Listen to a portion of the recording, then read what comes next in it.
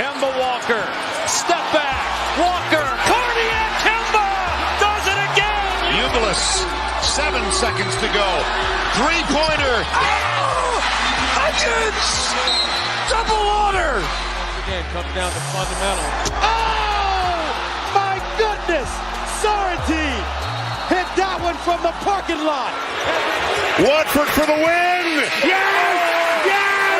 Trip to the Sweet 16. Katie's got it. Rises up. The shot. And it's good! It's good! From the corner! And it's over! Gonzaga! The slipper still fits! Ha ha! College basketball!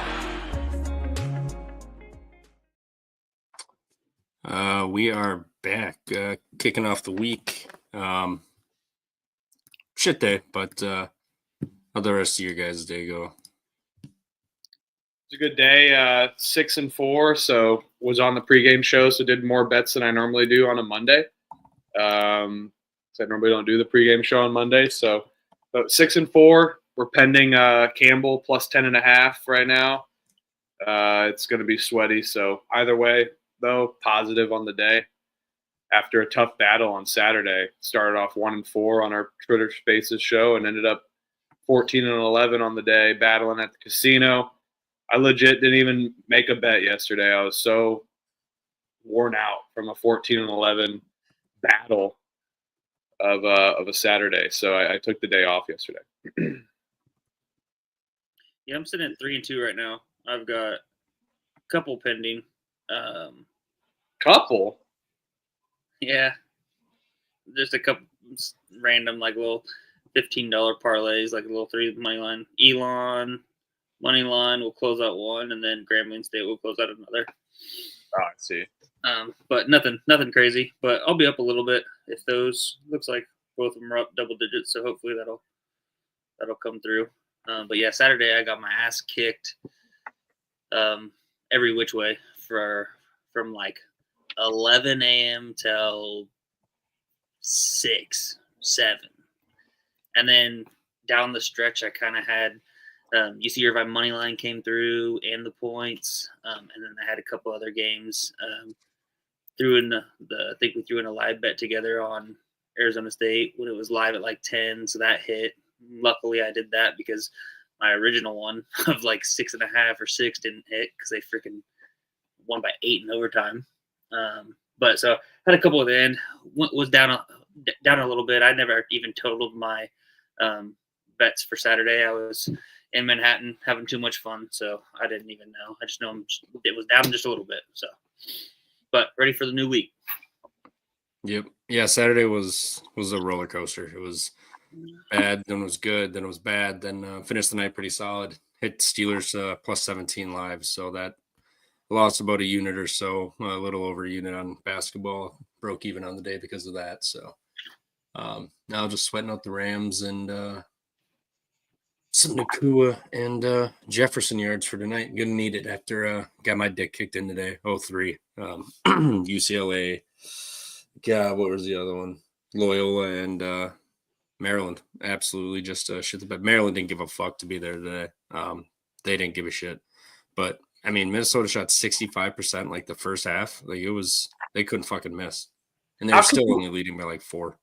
How could you get up Maryland when there's just nobody there?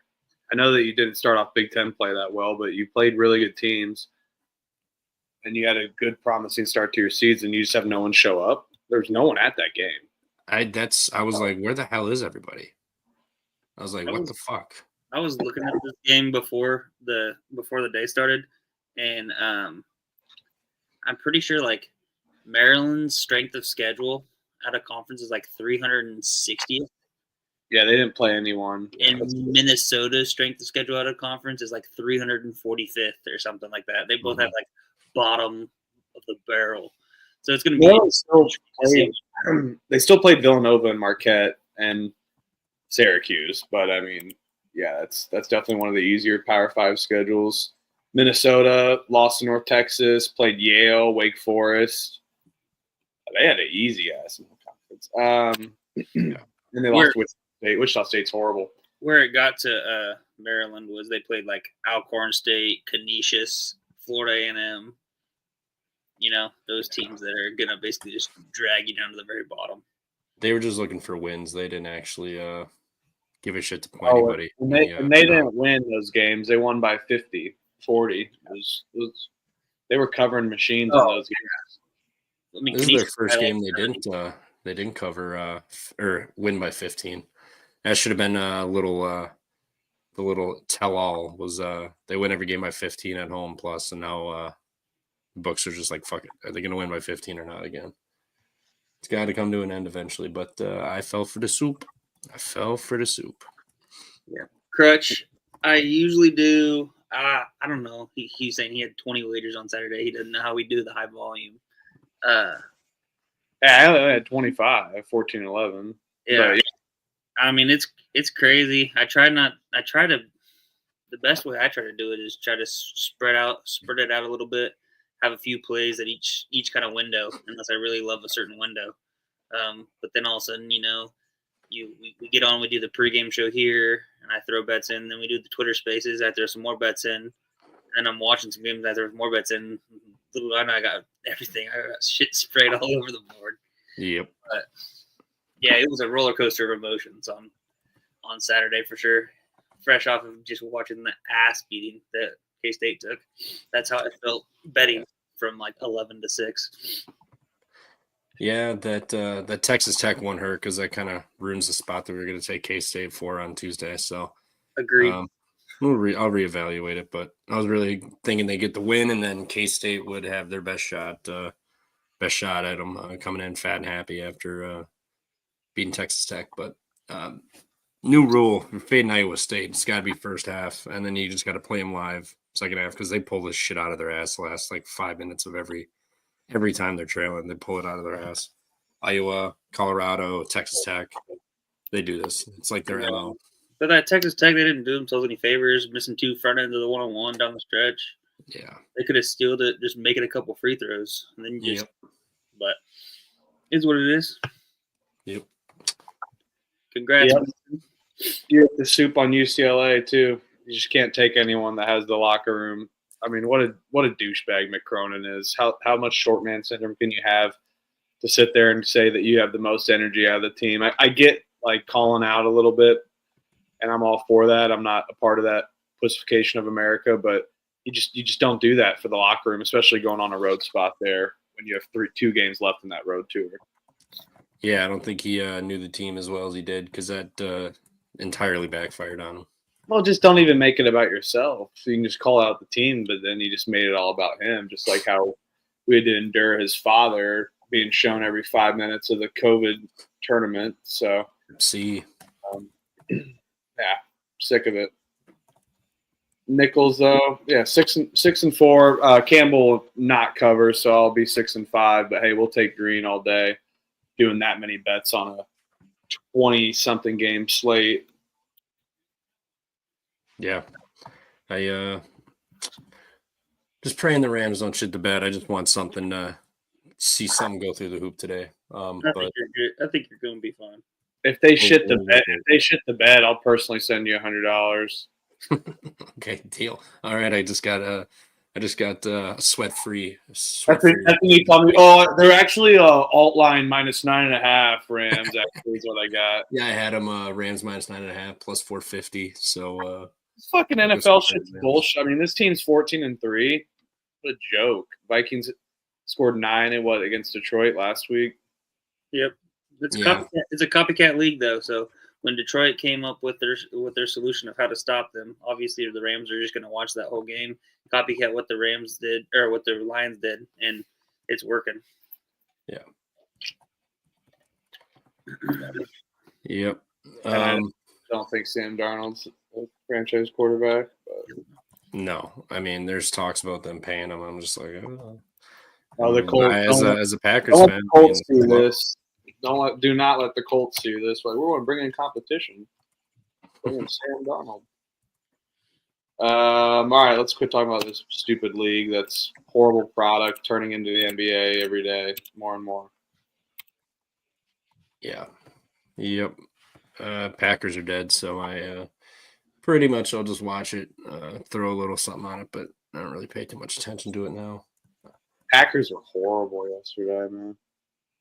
All right, I'm going to say this. That kickoff was not a fucking – it was a fumble. We fucking recovered it in two to three different fucking angles. We recovered it. It was helmet to helmet on the goddamn fucking play, but we're just going to turn a blind eye to that. They scored a touchdown on that. Their defense held up. If he didn't fumble it or give him the ball, they'd ever get that touchdown and take 7 points away from them. Our defense held up. Missed a field goal, settled for a field goal when we were at 1st and goal. That's a 7-point swing right there. Game should have been 17-15. And we were beat. We had nobody. Love had no fucking time. I like what Tucker Kraft said today about your team. If you want, you need to wake up. If you want a white tight end to step up and be your leader, then by all means. Dude, Tuck Daddy is. We love that guy. We fucking love that guy. I'm sure Green Bay loves that guy. We do. But one thing I'll leave it with: imagine a Diami Brown, Troy Franklin, Davis Allen. I think there was one more that got a weird first touchdown. Wasn't it last night? Oh yeah, that was the Diami Brown. I said. Yeah, I saw that on is like $10 would win you like 1.7 million. Troy Franklin, Diami Brown, this Davis Allen today. I mean, he hit one randomly. So that would have been. What were the Eagles one? Wasn't it someone random? Oh yeah, Jahan Dotson. Yeah, Jahan Dotson. I stared at that dude. I see he was 16-1 for first touchdown or something. I don't know, something crazy. I forget the exact number, but I stared at it. I was like, that's an odd one, but whatever. I'm all for those first touchdown and long odds on the NFL. I'll do the NFL spreads as long as I got the roll for it. Then college basketball starts. I'm like, all right, I'll just pick and choose my spots. But yeah, fuck this league. 6:30, Cintas Center. Yeah, we do. Xavier's laying 3 over under 147. Xavier's never a sharp spot. They've been sharp since they covered the Marquette game, but they needed a late miracle. Didn't cover Cincy, didn't cover UConn, covered Marquette, beat Seton Hall, and covered. Congrats. Georgetown, St. John's, and DePaul. They covered DePaul. That's right. Yeah, they did. But now you're at home against a good team. They haven't beaten good teams. They've beaten bottom of the barrel teams. Yeah, I don't want to bet on Xavier, even at the Cintas Center. This does feel like a spot kind of like with Rutgers today, but I don't know. I kind of like Villanova off the ass kicking. They do got to get one. I can't believe I'm saying I like Villanova. I flash forward, or we flash back, 8 weeks? Not 8 weeks. 6 weeks? We'd be worried to shit about taking Villanova in any Big East games.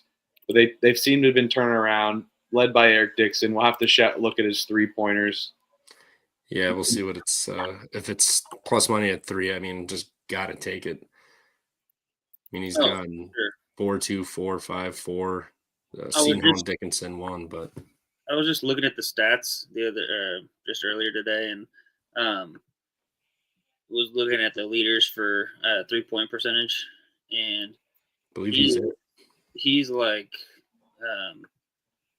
top. Let me look. I'll pull it up real quick because it was pretty impressive. I was looking, so that basically you had the minimum 40% minutes played, 2 shots per game to qualify. So a lot of people at the top are like 33, 32, 40, 54 shots. Kobe Brea from Kentucky, 48 of 100. But then you go down to Eric Dixon, 54 of 115, 40% or 47%. So he's been hot. He's shooting 115, which is 15 more than the next. He is freaking his volume's up there too. The last couple of games, 9, 8, 10, 10, 7, 6. Fairleigh Dickinson, he only shot 4, but 8, 7, 5, 11, 5, 6, 10. I mean, he gets volume.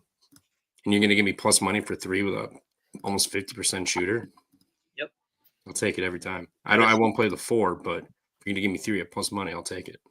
Yeah. So we'll see where that is because I like that. I'll go back to the well on that. Yeah. I don't know if I'll play if Dixon's 3s aren't plus money. I'll probably lay off this game because I don't want to bet Xavier and I don't want to bet Marquette off of although Nova did just lose. That's right. I forgot about that. St. John's. Nova lost to St. John's by 12. I just said. Yeah. Oh, I didn't cut my. I like Villanova plus 3. I'll take the plus 3 just because I don't want to put my money on Xavier, but this does seem like a crazy spot to kind of fade the home spot here normally. Yeah, started out 1-2 and home. Xavier started out 1-2 and at home in conference. I'll pick Xavier minus 3. I'm probably not going to bet it. I'm just gonna so I'll battle you for the pick. So give me Xavier minus 3. But I'm probably looking to ride that Eric Dixon over 2.5 threes. Yeah. Yeah, for sure, Eric Dixon. I bet it still would be 3, but yeah, no bet for me yet. Villanova plus 3 though. Yep, same here. Mississippi State has to Auburn. Auburn's line 7.5 over under 151. No Janai Broom though, so you get to unleash. Which one are you at? Cam Matthews, Mississippi State. Oh shit, my bad. I was damn it, I just went down the books line, pulling this up. Oh, you're good. I was on the next one and I got no, Illinois and Indiana. My bad, Illinois, Indiana. Oh, sure. On Peacock of all places. You better just go to the game if you're gonna watch it on Peacock. yeah. I don't think I'm ending up going to this. I'll take the Hoosiers, no bet on the points spread or on the money line, no bet.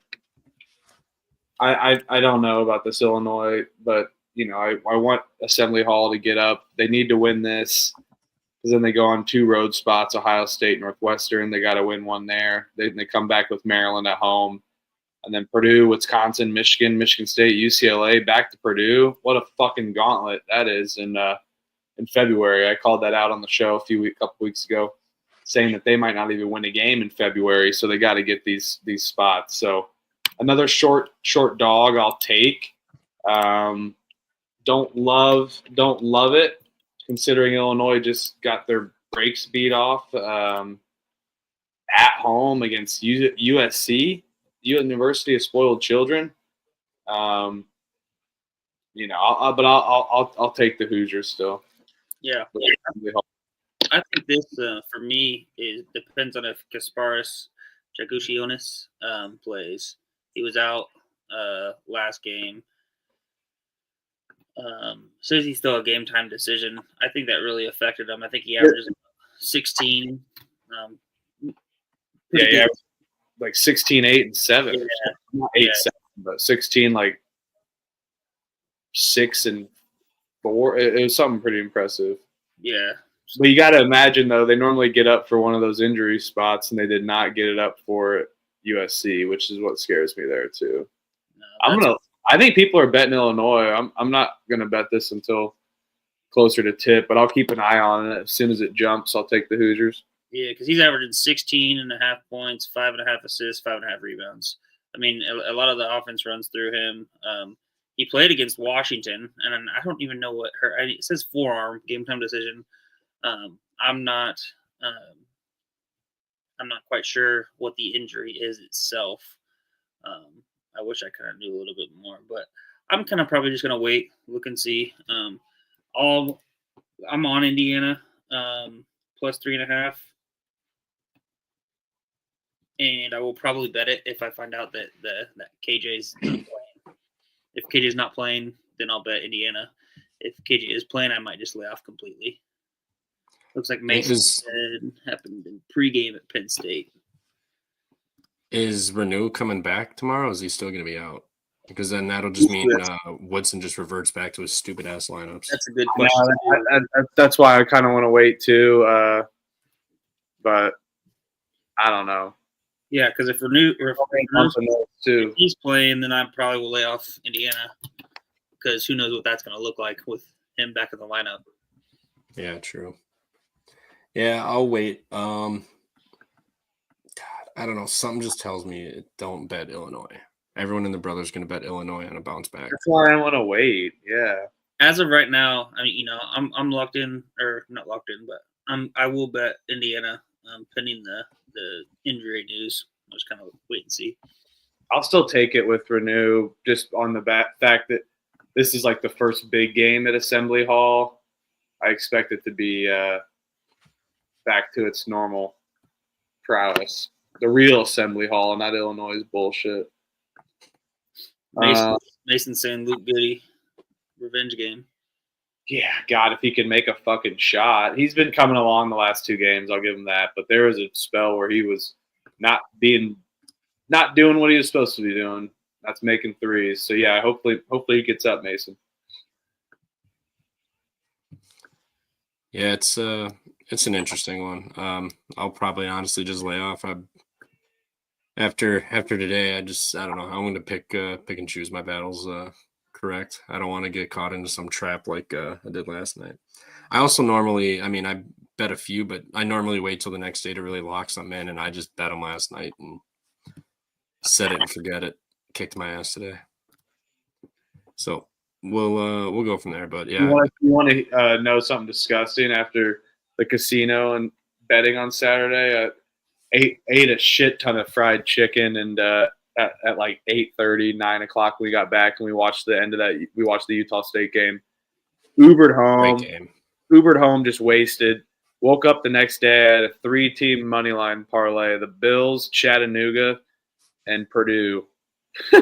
None of them were really a sweat, but my God, I put a lot of cheddar on it, and I did not even realize that. So it hit with ease, but that is taking fucking grease. A 3-team money line parlay for -135.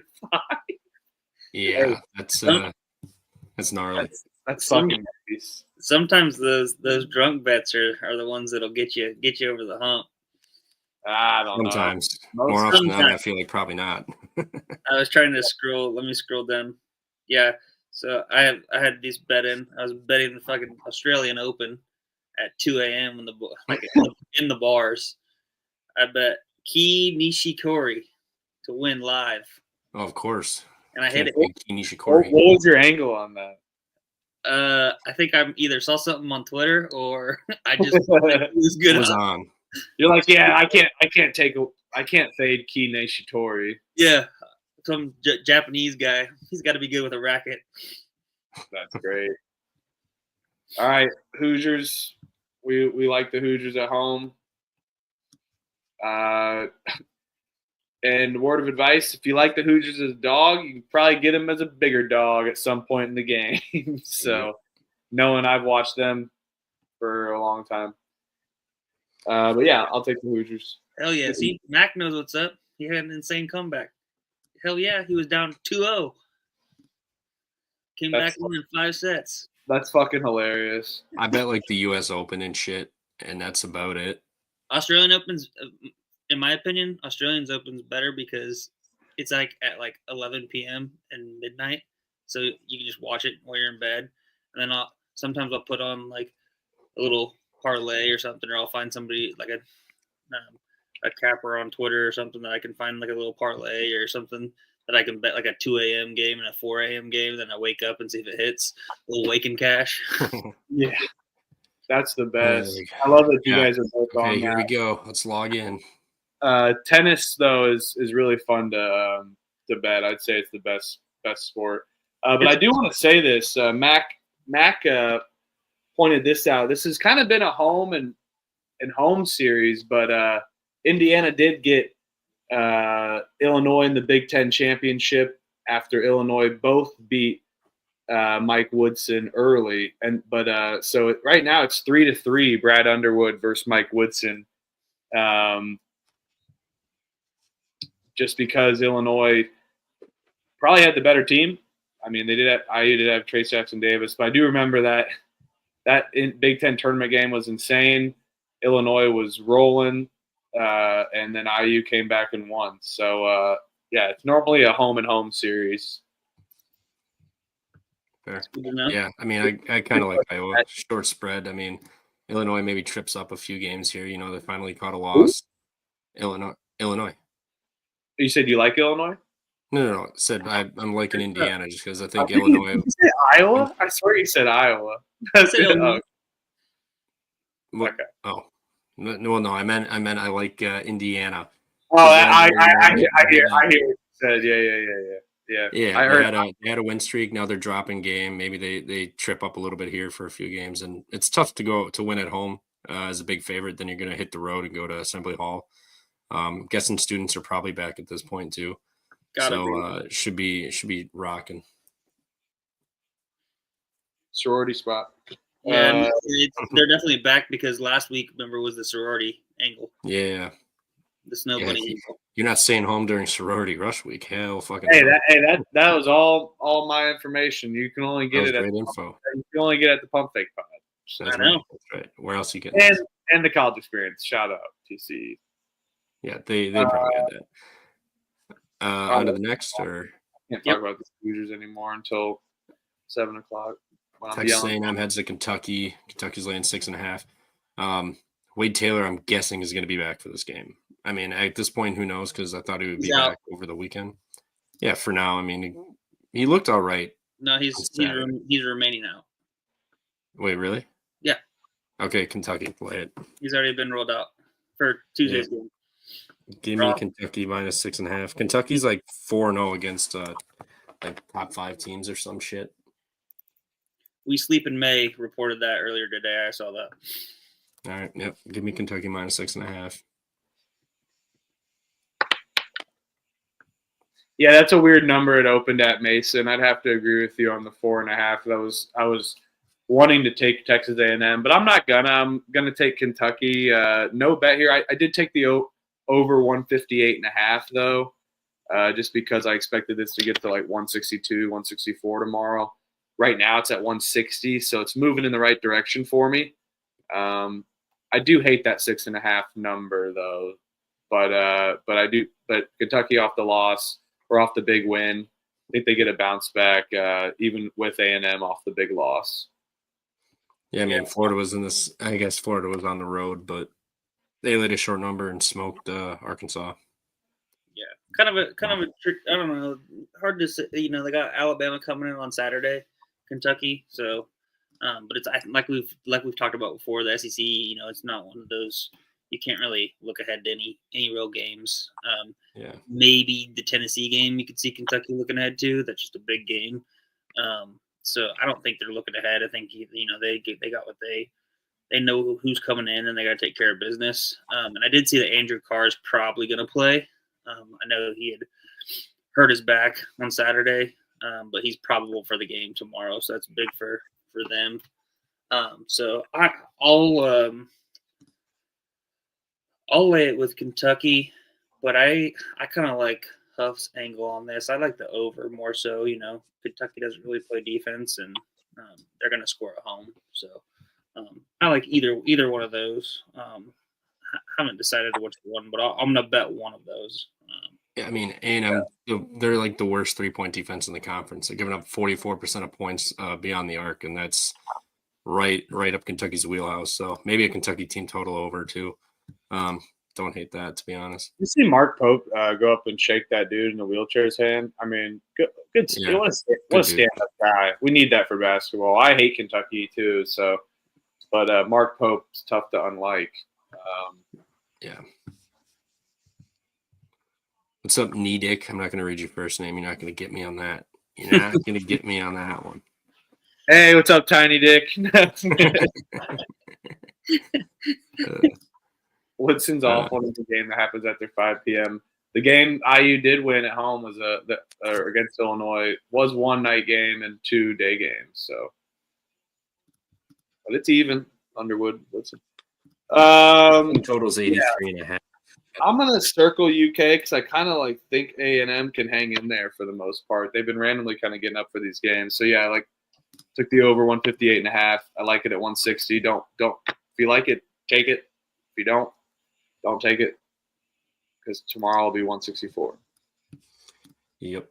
What else is next at 7? We got bangers at 7, man. Bang. Ole Miss at Alabama. Alabama's laying 11. This is the same spread they were just laying. Now they're going to relay it. It was 9 at 6 o'clock earlier when I was looking at it. They laid the same number versus A&M, won by 6. Right, they were laying 11, I believe. Like double 9.5, something like that against A&M. Yeah. Now they're going to lay it again after they didn't cover. Well, the Alabama one A&M it closed at 3.5. Okay, I clearly am thinking of the wrong. You're thinking of South Carolina. No, I swore it was. Because at South Carolina it was 11.5. It closed at 11.5. Oh, yeah, okay. That's what you're thinking of. Yep.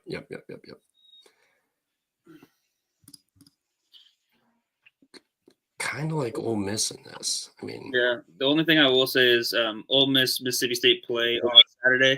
They play in Starkville. yeah, true. So big rivalry game. That's the only thing on both the Ole Miss and Mississippi State side. I mean, Mississippi State's really good at defending the 3, especially in conference play here. So, I mean, that could cause a little bit of issue for Alabama. Alabama also doesn't shoot free throws well at all. 65% in conference play, 69 overall. But, yeah, I don't like that. I don't like that Mississippi play. Is Alabama looking ahead to Kentucky? It's true, too. Mississippi's kind of drilling is due for a drill spot, though. I'll give them that because, losing by 17 to Memphis after being in the game for a little bit. In the first half, it was 36 to 38. So, they were in the game, gave it up against Memphis. They're kind of due for a drill spot, but they really haven't been drilled by anyone. I'll take Ole Miss with the points. Don't love it, though. It just feels like a lot. Especially when Ole Miss defense, they excel at defending the 3 and limiting your points inside. So, I mean, if Alabama's not going to get as many 3s up, they better hit what they can or they're not going to cover this number. Yeah. And then I know Mikael Brown-Jones, he was out or he's been out. I was looking at this earlier, but he was probable earlier today. He's got a concussion. Was out of Saturday's game against LSU due to a concussion. But he said he was probable earlier this morning, but then a couple hours ago he moved down to questionable. So that sounds like he's trending to not be playing. So just another piece that Miss probably wouldn't have, and I could see them, being cautious, hold them out, and getting them ready for Saturday rather than keeping them or trying to get them to go before then. Yeah, I can see that. Yeah, Mac, it is in Tuscaloosa. Tiny Dick wants to know if we think the SEC and Big Ten each get 12 teams in. No, 12 teams is quite a bit. I think both will get at least 5 or 6. I think the SEC is going to get more in. They're just their net and what they did in the non-con was just so good, and so they're obviously going to beat each other up in the conference play here. But Big Ten's kind of been a little underwhelming, but I still think they probably get 5 or 6 teams in at least, or unless you're saying 12 teams. Oh, they'll get more. They'll get more in 5 and 6 at least. Yeah, 1, 2, way more. 6, 7, 8, 9. The Big Ten and SEC. Michigan State, Purdue, Illinois, Oregon. I see. They'll both have 8 or 9 teams. No, I see SEC getting 11 for now. I think Big Ten honestly gets like 6, maybe 7. I'd say they'll have more. You're out of your mind if you think they only have 6. Like I'm not trying to be a dick, but you think they have 6 Big Ten? You think Indiana's going to make it in there? You think they only have 6? Michigan, Michigan State, Purdue, Illinois, Oregon, Wisconsin, and then it's kind of just like a drop off. Dude, they'll give one of those teams a chance though. If one gets hot too, randomly. If a team can be 9 and 11 in the Big Ten or 10 and 10. So wait, will be considered it. Fair. See, 7? You're saying 7? There'll be more than 6 Big Ten. I think 7 at most. I think 7 at most, personally. Yeah, I could see. I mean, 8 if Maryland can pull off some good games. But the That's the problem, one I had circled. the problem is Maryland. I'm just looking at both of them. You know, it's like say for instance Maryland.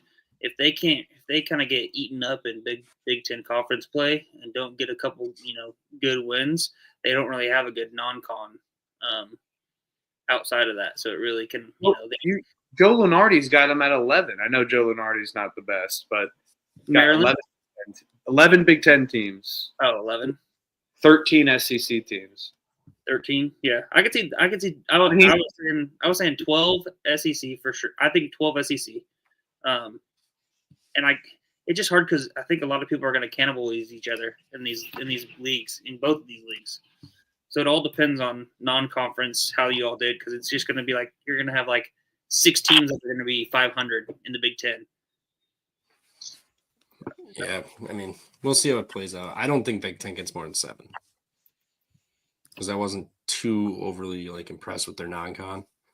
I mean, Alabama was their biggest win. Trevor, I love you, but you're just wrong. I love you, but you're wrong. All right. We'll find out soon enough. I'll take the over. What do you want? 6.5 or 7.5? You probably want 7.5. I'm smashing the under 7.5. All right, I'll take it straight up. All right. For a DoorDash. I'll take it straight up for a DoorDash. Deal. There you go. DoorDash on the line. All right. Next, Mississippi State heads to Auburn. No Janai Broom in this one. It's still at the Jungle, though. But Mississippi State. You know where the Big Ten or where the NCAA headquarters are? Indianapolis. Big Ten area. You know who runs half the selection committee? Big Ten people. Just like the SEC in football. Fair. Love you. All right, sorry. We'll find out. We still got 2 months, 2.5 months before we figure that out. Girth Brooks and Tiny Dick together. Yeah. Hasty, love you to death. You're not. They're going to be more than 8. I'm going to take the alt line even. Fair. All right. But this one, we're heading to the Jungle. No Janai Broom. Auburn off the close South Carolina road win. Georgia's on deck, not a big deal. But they haven't been at home since the beginning of the month, so it's kind of a big get-up game. But I love this Mississippi State team. This Mississippi State team is awesome. They play with tempo. They still got defense. They have great, efficient offense.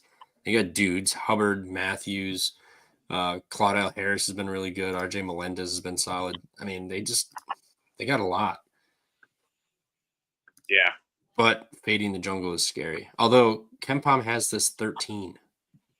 Huh? Man, is it that much of a drop off for the Janai Broom incident or injury?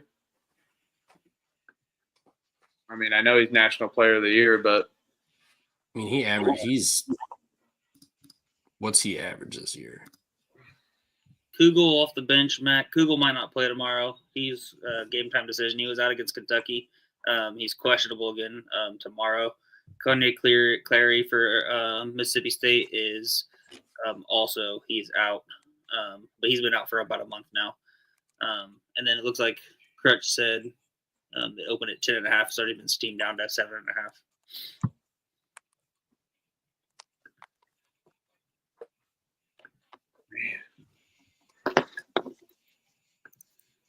I'm torn on this. An overreaction. I mean, KenPom's got this 13 as Janai Broom with 6 points, 7 points. Probably. But, I mean, you don't think Bruce Pearl can adjust either? Oh, no, I know. No, I'm not saying that to you. I'm just saying that's both sides of it. I don't know, man. I like Mississippi State, but I've gone back and forth on this one. I don't feel comfortable with it. And I think they're going to be a public dog tomorrow. And guess what those don't do? Bite. True. But I like Mississippi State on the eye test. This is a circle game for me other than the other ones I felt confident about a second ago. Yeah, I like Mississippi State, but I also think that, you get your 1 game bump with Janai Broom out. It's hard to fade the Jungle. I don't know. I'm kind of up in the air on this. I do know, Mason, I think you're seeing about the MRI.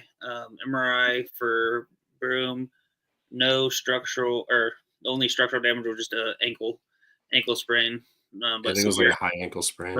yeah, severe ankle sprain. So the problem is he might be out. Sometimes when you get a severe ankle sprain, you could tend to be out longer than if you would have just fractured his ankle, because a fractured ankle takes about 4 weeks to heal. But when you get a pretty significant ankle sprain, that can be closer to 6 weeks. So he'll come, but he'll be back. But it might be a month or so. If Mississippi State starts getting jumped on by the jungle, do they just kind of coast through and be like, all right, fuck it, we got Ole Miss on deck? I know, that's shit out of them.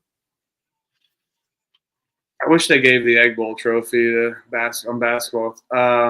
Yep, non-surgical ankle sprain. Yep.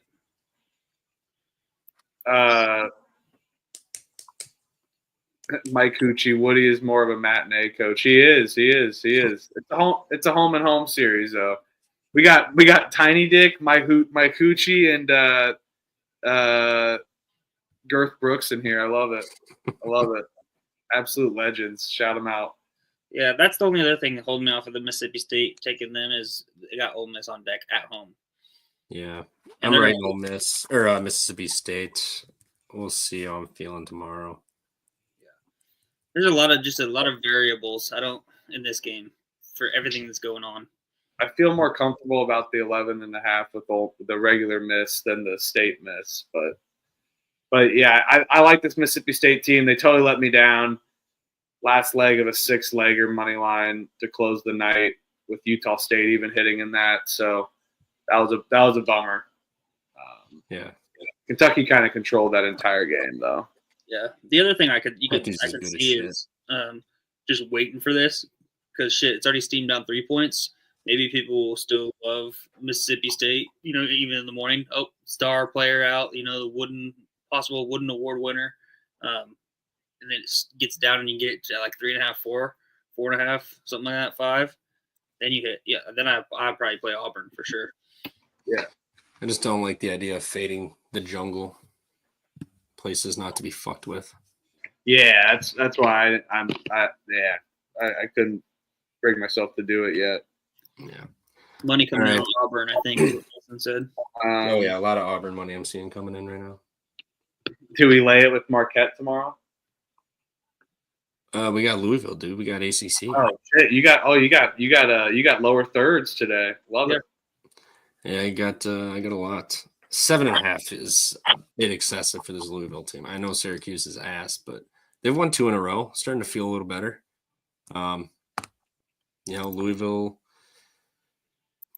Louisville's got the rematch of Virginia. They beat them by 20, so I like Virginia on Saturday there, but Syracuse is just, I don't know. They're not good, but they've won 2 games, but Georgia Tech, Boston College. So, I mean, take that with a grain of salt, but Starling's back. When did Starling get back, actually? Because he's third game, I believe. Yeah, so they lost the Florida State game. They were in that till late. They just couldn't make a shot, and then Florida State just ran away. That was like a 5 to 7 point spread. Louisville on the road. They won 1, 2, 3, 4, 5, 6 in a row. Tight game against Pittsburgh on the road. Now you're going back on the road. Syracuse. Kind of like Syracuse, but I don't want to bet this. I just feel like they need this game really bad. They're going to get up. And, I mean, I think they probably, if they lose this game, it's within 3 or 4 or 5. Otherwise, I do think they could win this game. Louisville's do an L, back-to-back road games, just caught a big win at Pittsburgh. Physical game, too. They might just be a little beat here. Yeah, this is JJ Starling's fourth game back.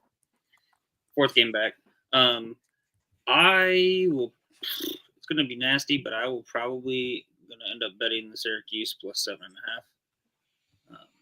I think this Louisville team is good. Decent team, but Lane, 7.5 points on the road. I think that's a little bit too much. If they win, I think they win here by 3 to 5. I don't think I don't think they're going to be 8 points better than Syracuse on the road with Syracuse having J.J. Starling back. I just don't see it. I'm with you. I wrote Syracuse down. I kind of like it, but we'll see what happens in the morning. I'm gonna hold off till the morning to bet anything. I kind of like see the how it under goes. mentioned. I'm not betting Syracuse. I'll battle you guys on that probably, but it's a total hold your nose. Louisville right now, 6 games in a row that they've won. They're definitely due for a sleepy spot, and tonight would be the night. But I'm not taking points with Syracuse. I've watched them play basketball, and I don't like them. And I mean, as much as like an away win at Boston College is not a good win, for this program and how they've been, it might be right now. So I'll take Louisville and Faith, and just for the battle there. Dr. Barry McCockiner says take the under because Chucky struggles east of the Ohio. No, that's some analytics right there. I'm in. I think you got to trust a good doctor on that, and take the under. He's looking like a Grey's Anatomy doctor. Let's do it. Let's do it, Barry. I don't do totals. I don't do totals, but Since when? Since the Maryland UCLA bullshit that happened. So Friday. Yes.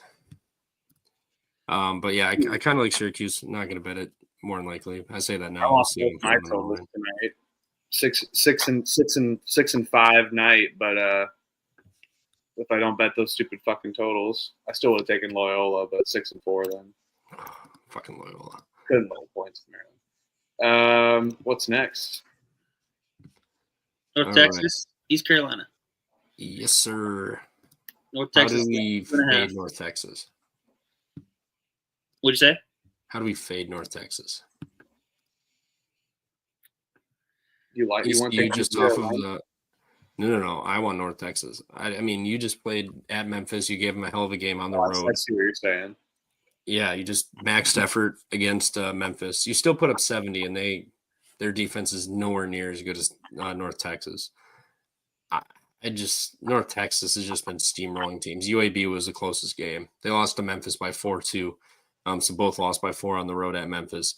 UAB was a 3-point game, but otherwise, I mean, Rice 12, 26, Houston Christian, 4 App State, Mississippi Valley State. That was a murder. They beat Oregon State, beat Minnesota on the road. Tough one against McNeese. I mean, they've beaten some good teams. They're at home. East Carolina has not won on the road at all this year. They have neutrals against UIC and Stetson. UIC was a good win, but those are neutrals. All of the road games, South Carolina 7. Oh wait, they're at home. It's at East Carolina home. Fuck. I'm going to tell you. Fuck.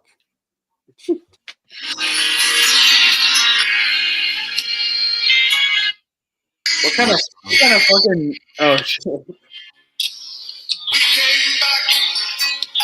I don't believe in ECU tomorrow.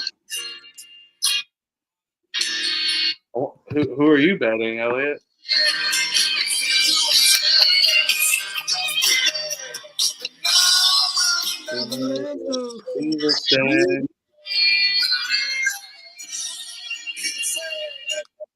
Give me ECU. Believe in the Pirates. I like ECU at home. I just think the max effort Memphis game. And then you got to go play an uber physical team like North Texas here. Like they'll just shut you down. And ECU their free throws don't impress me. You get North Texas shooting 90% free throws in conference, 78, 79 overall. ECU doesn't defend the 3. North Texas shooting 36%. North Texas on the glass is really good. They'll have the size advantage. They got experience. They shoot the ball much better. I mean, East Carolina goes through just droughts. This game's going to be a smash mouth style basketball, which I'm looking forward to it. This will definitely make a TV. So should we bet the under? What? So should we bet the under? No, it's too many, Go for it. too little amount of points. But you're probably right. I mean, 128. I'll take North Texas. Don't love fade East Carolina, but every time I bet them, they let me down. So I'll take North Texas 2.5. I like that.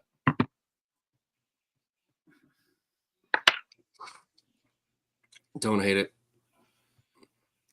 I would play the under, but I don't agree with totals. If they don't agree with me. Yep. Yeah, no. So, welcome. But you I know- like I like North Texas here. North Texas 1-3 on the road. Their only win on the road was a 3-point win against Minnesota, where they almost lost that game. That's a Big Ten school though. I mean, that's a little different.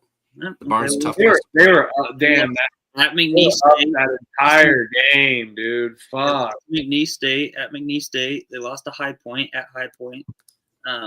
Those teams are way better than ECU. I just like ECU in a home spot. So I'll gladly take the 2.5, and we'll Didn't East Carolina lose to Gardner Webb at home? probably. Yeah, they did. That fucking Gardner Webb, oh, the buzz cut guy with the blonde hair. they He's a snuck by weird- Coastal. Yeah, early in the season. Fair. They've been respectable in their last few games. So I bet them against FAU and Covered against Memphis even because Memphis was drilling them at first. yep. So Yeah, they did give that game away. I don't know. I just like North Texas defense, physical. You just gave a max effort at Memphis. Now you come home and you got to play this team. Probably one of the worst teams you get asked for after a max effort game is giving a very defensive oriented and physical team coming in. it was a battle. Let's do it. All right, next. Here we go. Now we get your Big East ball there, Huff. Marquette's at DePaul. The only way Marquette hangs in is if they're fucking banging their threes. You mean DePaul? Yeah, that's what I'm saying. That's the only way they hang in is if they're banging their threes. DePaul's kind of fallen back to grace a little bit, sadly. Yeah, they've lost 38 or 39 straight Big East games too. Let's go. Shout out to the 17 live viewers. Thanks for the update. Yeah, shout out, guys. Yeah, thanks everyone. You got a whole gang in here. Bunch of new faces too. Appreciate you guys. I say I'll take Marquette minus the 12.5. They guard the 3 really well. That's all DePaul really wants to do. But my big angle probably for this is we're gonna go. We'll do Marquette team total over. DePaul does not play any defense. I think Marquette can exploit them in numerous amounts of ways. So I like the Marquette team total over. I don't have it yet, but that's probably what I'm going to be on. Yeah, it's not up on DraftKings yet. Yep. Yeah, that would be what's 80, 81, 82. I'm laying it. I don't like laying points on the road, but this is DePaul.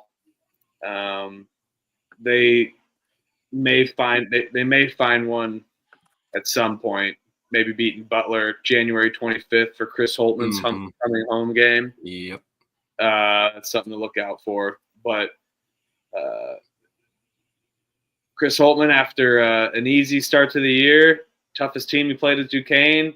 You're finding out what DePaul is all about, especially when you're starting CJ Gunn. So, yeah, go. I'll lay it.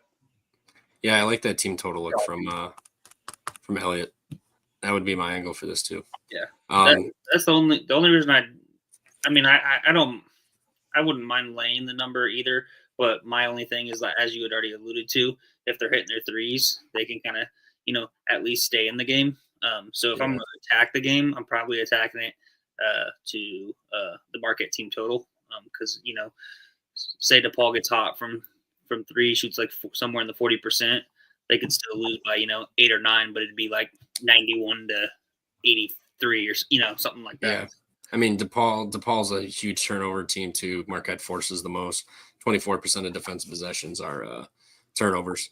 So they're forcing a shit ton of them, and I could run outs, get some layups, some oops or something. For sure. Just kind of take the will. So I don't think you can really go wrong backing Marquette. Either way, yeah, I agree. Little side note. Yeah, I did blast CJ Gunn. His whole family bitched about playing time all the time, and he was LSU. Yes, threes. they honored my bet. So Oh, shout yeah. out to Mason. Actually, I should have led with that whole story. They honored all 3 of them that I threw in when we were live together. Fuck yeah. Side note, yeah. Hey, thank you for the 100 subs, everybody. We passed that after the Friday stream. So, yeah, we're getting a little bit of traction. We appreciate it. Thank you, everybody. We had that showed 0 up here. live viewers last year when we started the show with For the love of the game. the love of the game. We had 0 live viewers for 10 episodes or so. So thanks everyone. We really appreciate it and enjoy the banter. Feel free to knock a game off too, or drop a game in the comments as well. Yep. I don't have them all listed, but I got everything. I got a little Ball State in here too. So I mean, we're covering a little bit of everything. Next, St. Louis heads to VCU. VCU's laying 9. St. Louis has been playing really well. VCU plays slow. Does this feel just like a little bit much? I mean, St. Louis did just beat Bonaventure. That was like 7 days ago. They head to VCU. The road has not really been too kind to them. Lost by 17 at San Francisco. Lost by 4 to Illinois State. They did beat Fordham by 25, so they do have that. But VCU is a whole nother animal. I mean, they got some big wins. St. Joe's, Bonaventure. Now they got VCU here. VCU lost to Bonaventure by 2 on the road, though. Beat Fordham at home by 12. Beat Loyola Chicago by 19.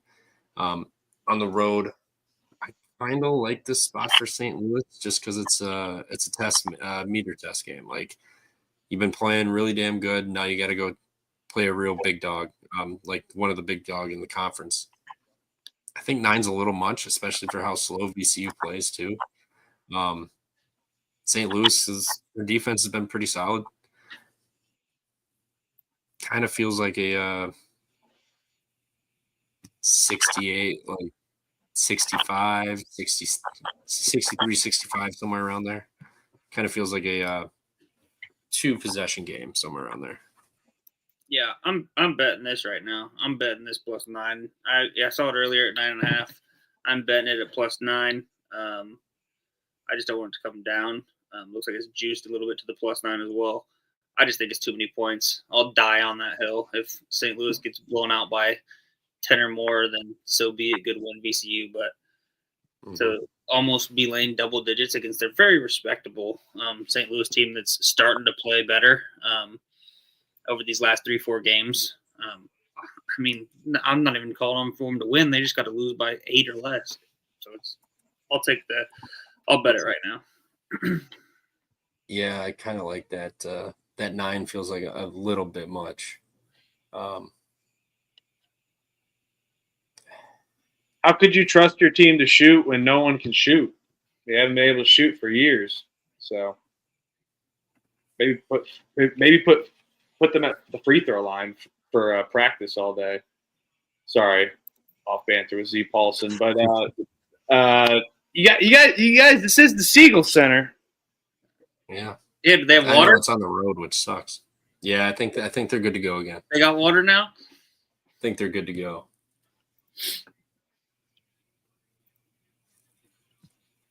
I don't like laying a lot of points. I'll battle you guys on this one though. This St. Louis team is fugazi and on the road. They finally got healthy. They were without Avila for a little bit. It was all Isaiah Swope.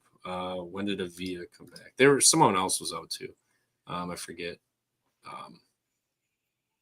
Yeah, ever since Avila came back, I mean, so I'd say the mark about probably the turn of the turn of the calendar year. I mean, Fordham, Bonnie's, and Josie's played really, really well. He did have that pop-up game against UIC.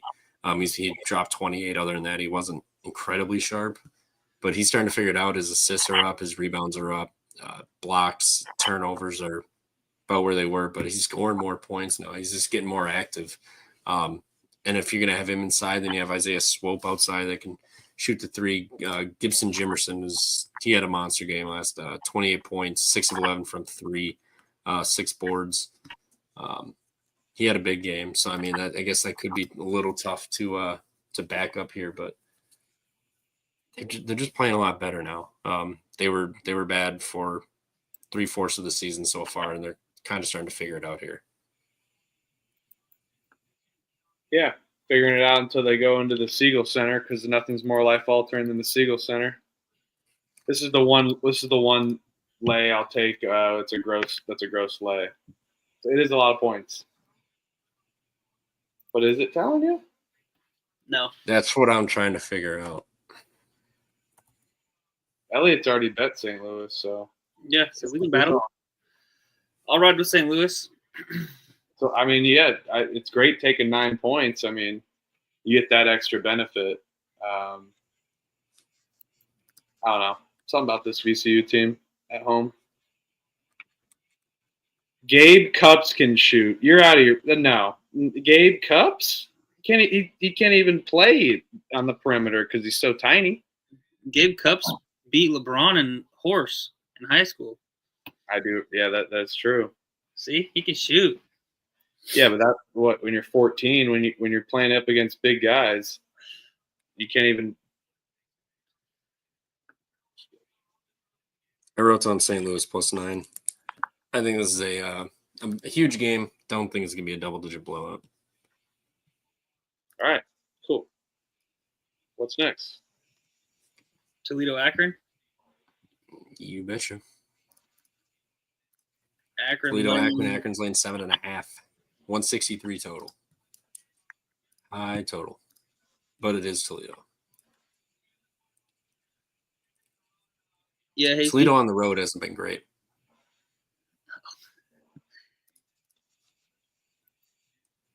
Yeah, I haven't been impressed with Toledo in general. Their defense is absolutely atrocious. I mean, you could look at this as attacking the team total for Akron if you wanted to. Akron at home. I'm not going to fade Akron at home against the Toledo defense. It's terrible. So I'll take Akron -7.5. That's kind of a weird number that I don't like laying. Kind of with you. I do like Akron. I mean, Toledo, they are off the directional school sweep. So maybe they partied a little hard. Western, Eastern, Central. Beat them all. But, I mean, on the road, they only beat Western by 6. Detroit Mercy, they beat by 15. Congrats. Marshall, they did beat Marshall on the road. I'll give them that. That's a good win. Yeah, that was a good one. But Akron's their offense has just been clicking. Their defense has been respectable too as of late. What happened last year between these two?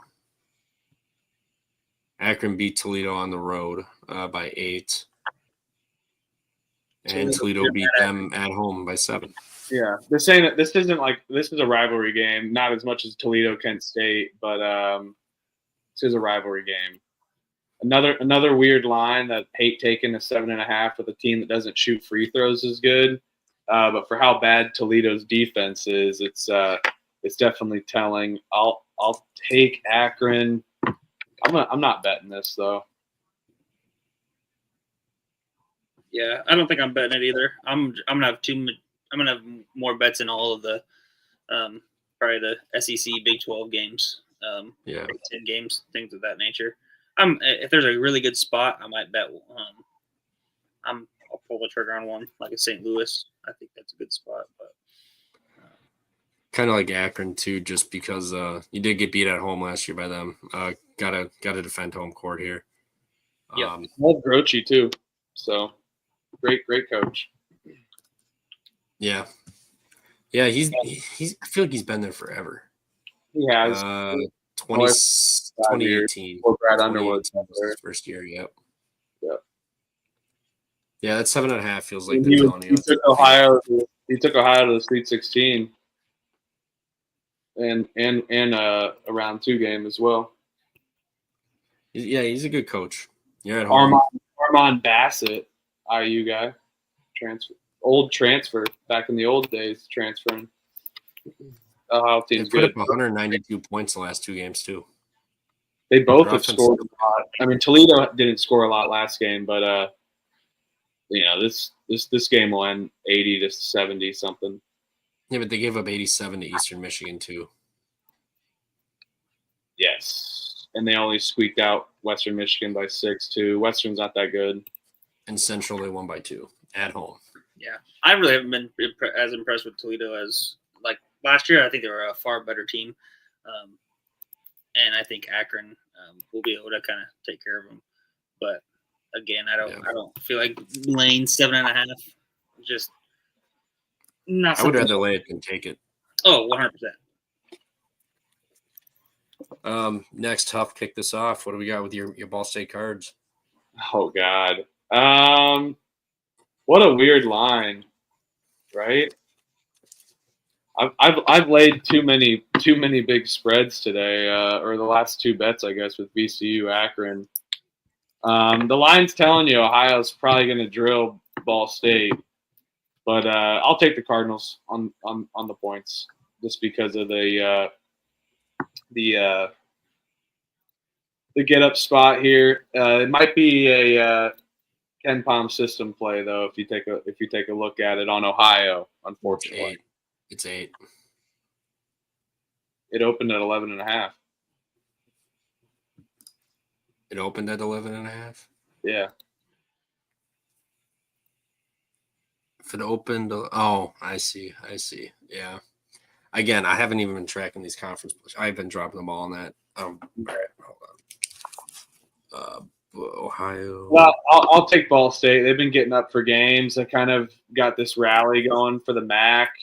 You know, they drilled Bowling Green is the only worry. So coming back to go to Ohio, and Ohio is one of the better teams in the MAC as well.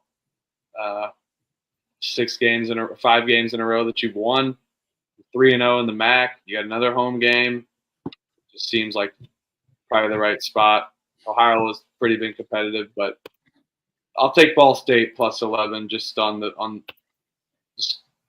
they've been playing so well. Did it really open at 11.5? It opened at 11. 11. 11. 11.5, yeah. Yeah, I'll take Ohio. I don't know if I'm gonna bet it, but I feel fine laying the points with Ohio at home. Yeah. Go Cardinals. Paulson was wondering if we could post our bet records. You need to know if he's better or not because we don't seem very analytical. At this point in the season, it's a lot of spot betting. These teams, for the most part, all know each other, and it's all just spots. But personally, that's how I kind of do it. It's just for the most part spot betting. But I mean, the non-con, you got to kind of look at where teams excel, don't excel, where they can get exploited at. And in conference play, all these games are a lot tighter for the most part. I mean, you do get blowouts, but for the most part, they're fairly tight because, I mean, these guys do see each other like twice a year. So they do know each other. Yeah, I am a Ball State grad, so if you got a problem, Z Paulson, you can go ahead. It makes much more sense. So you got a problem. We're the Harvard of the Midwest, so seems like you got a problem.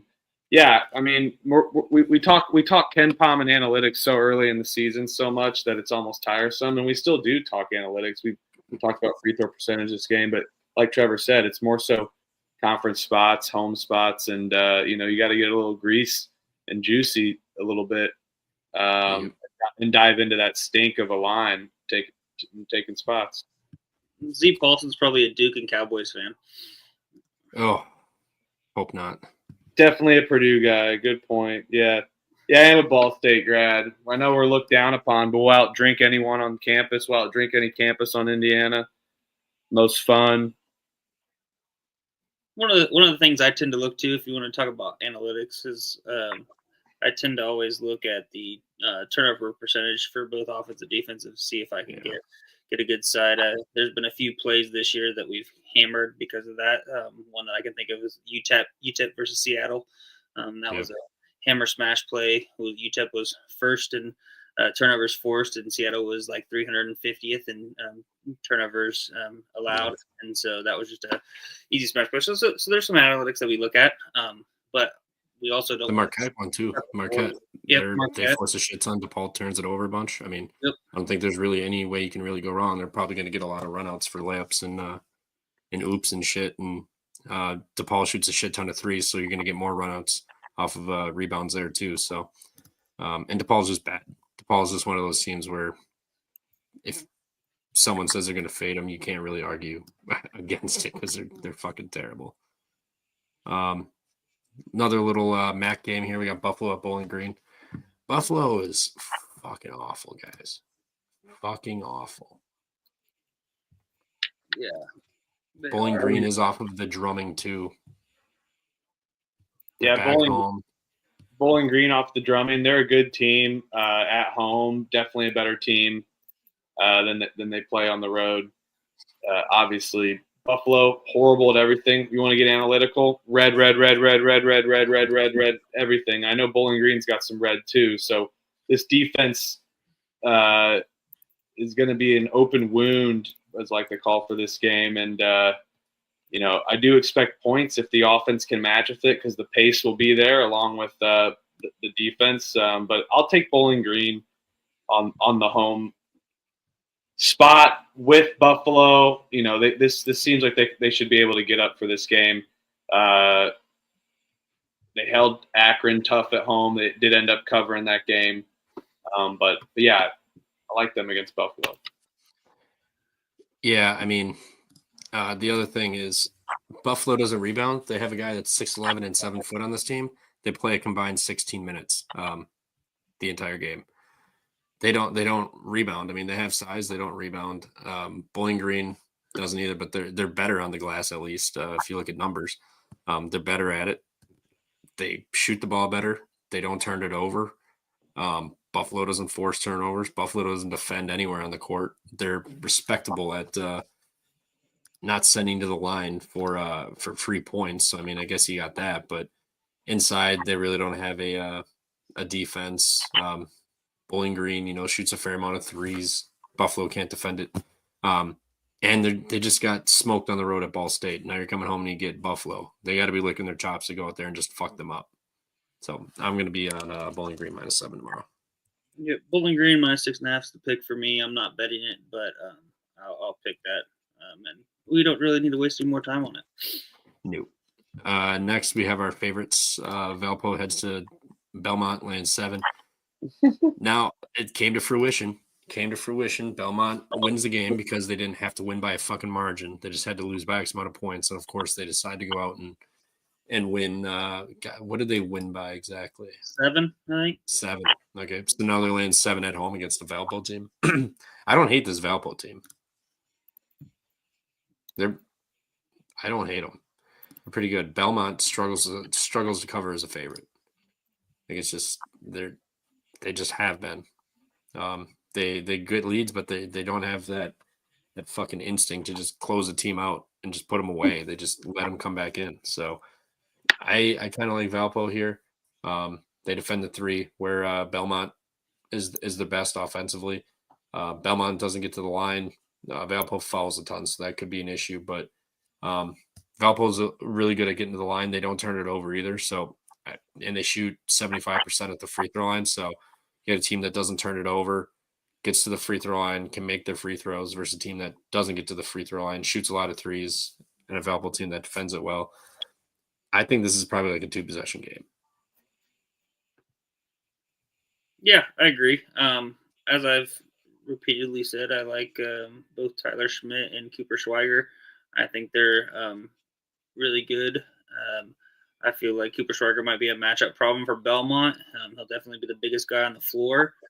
He can really, as long as he can stay out of foul trouble, that's kind of been kind of his issue at times this year. But if he can stay out of foul trouble, I don't see anybody that's going to really stop him on the inside.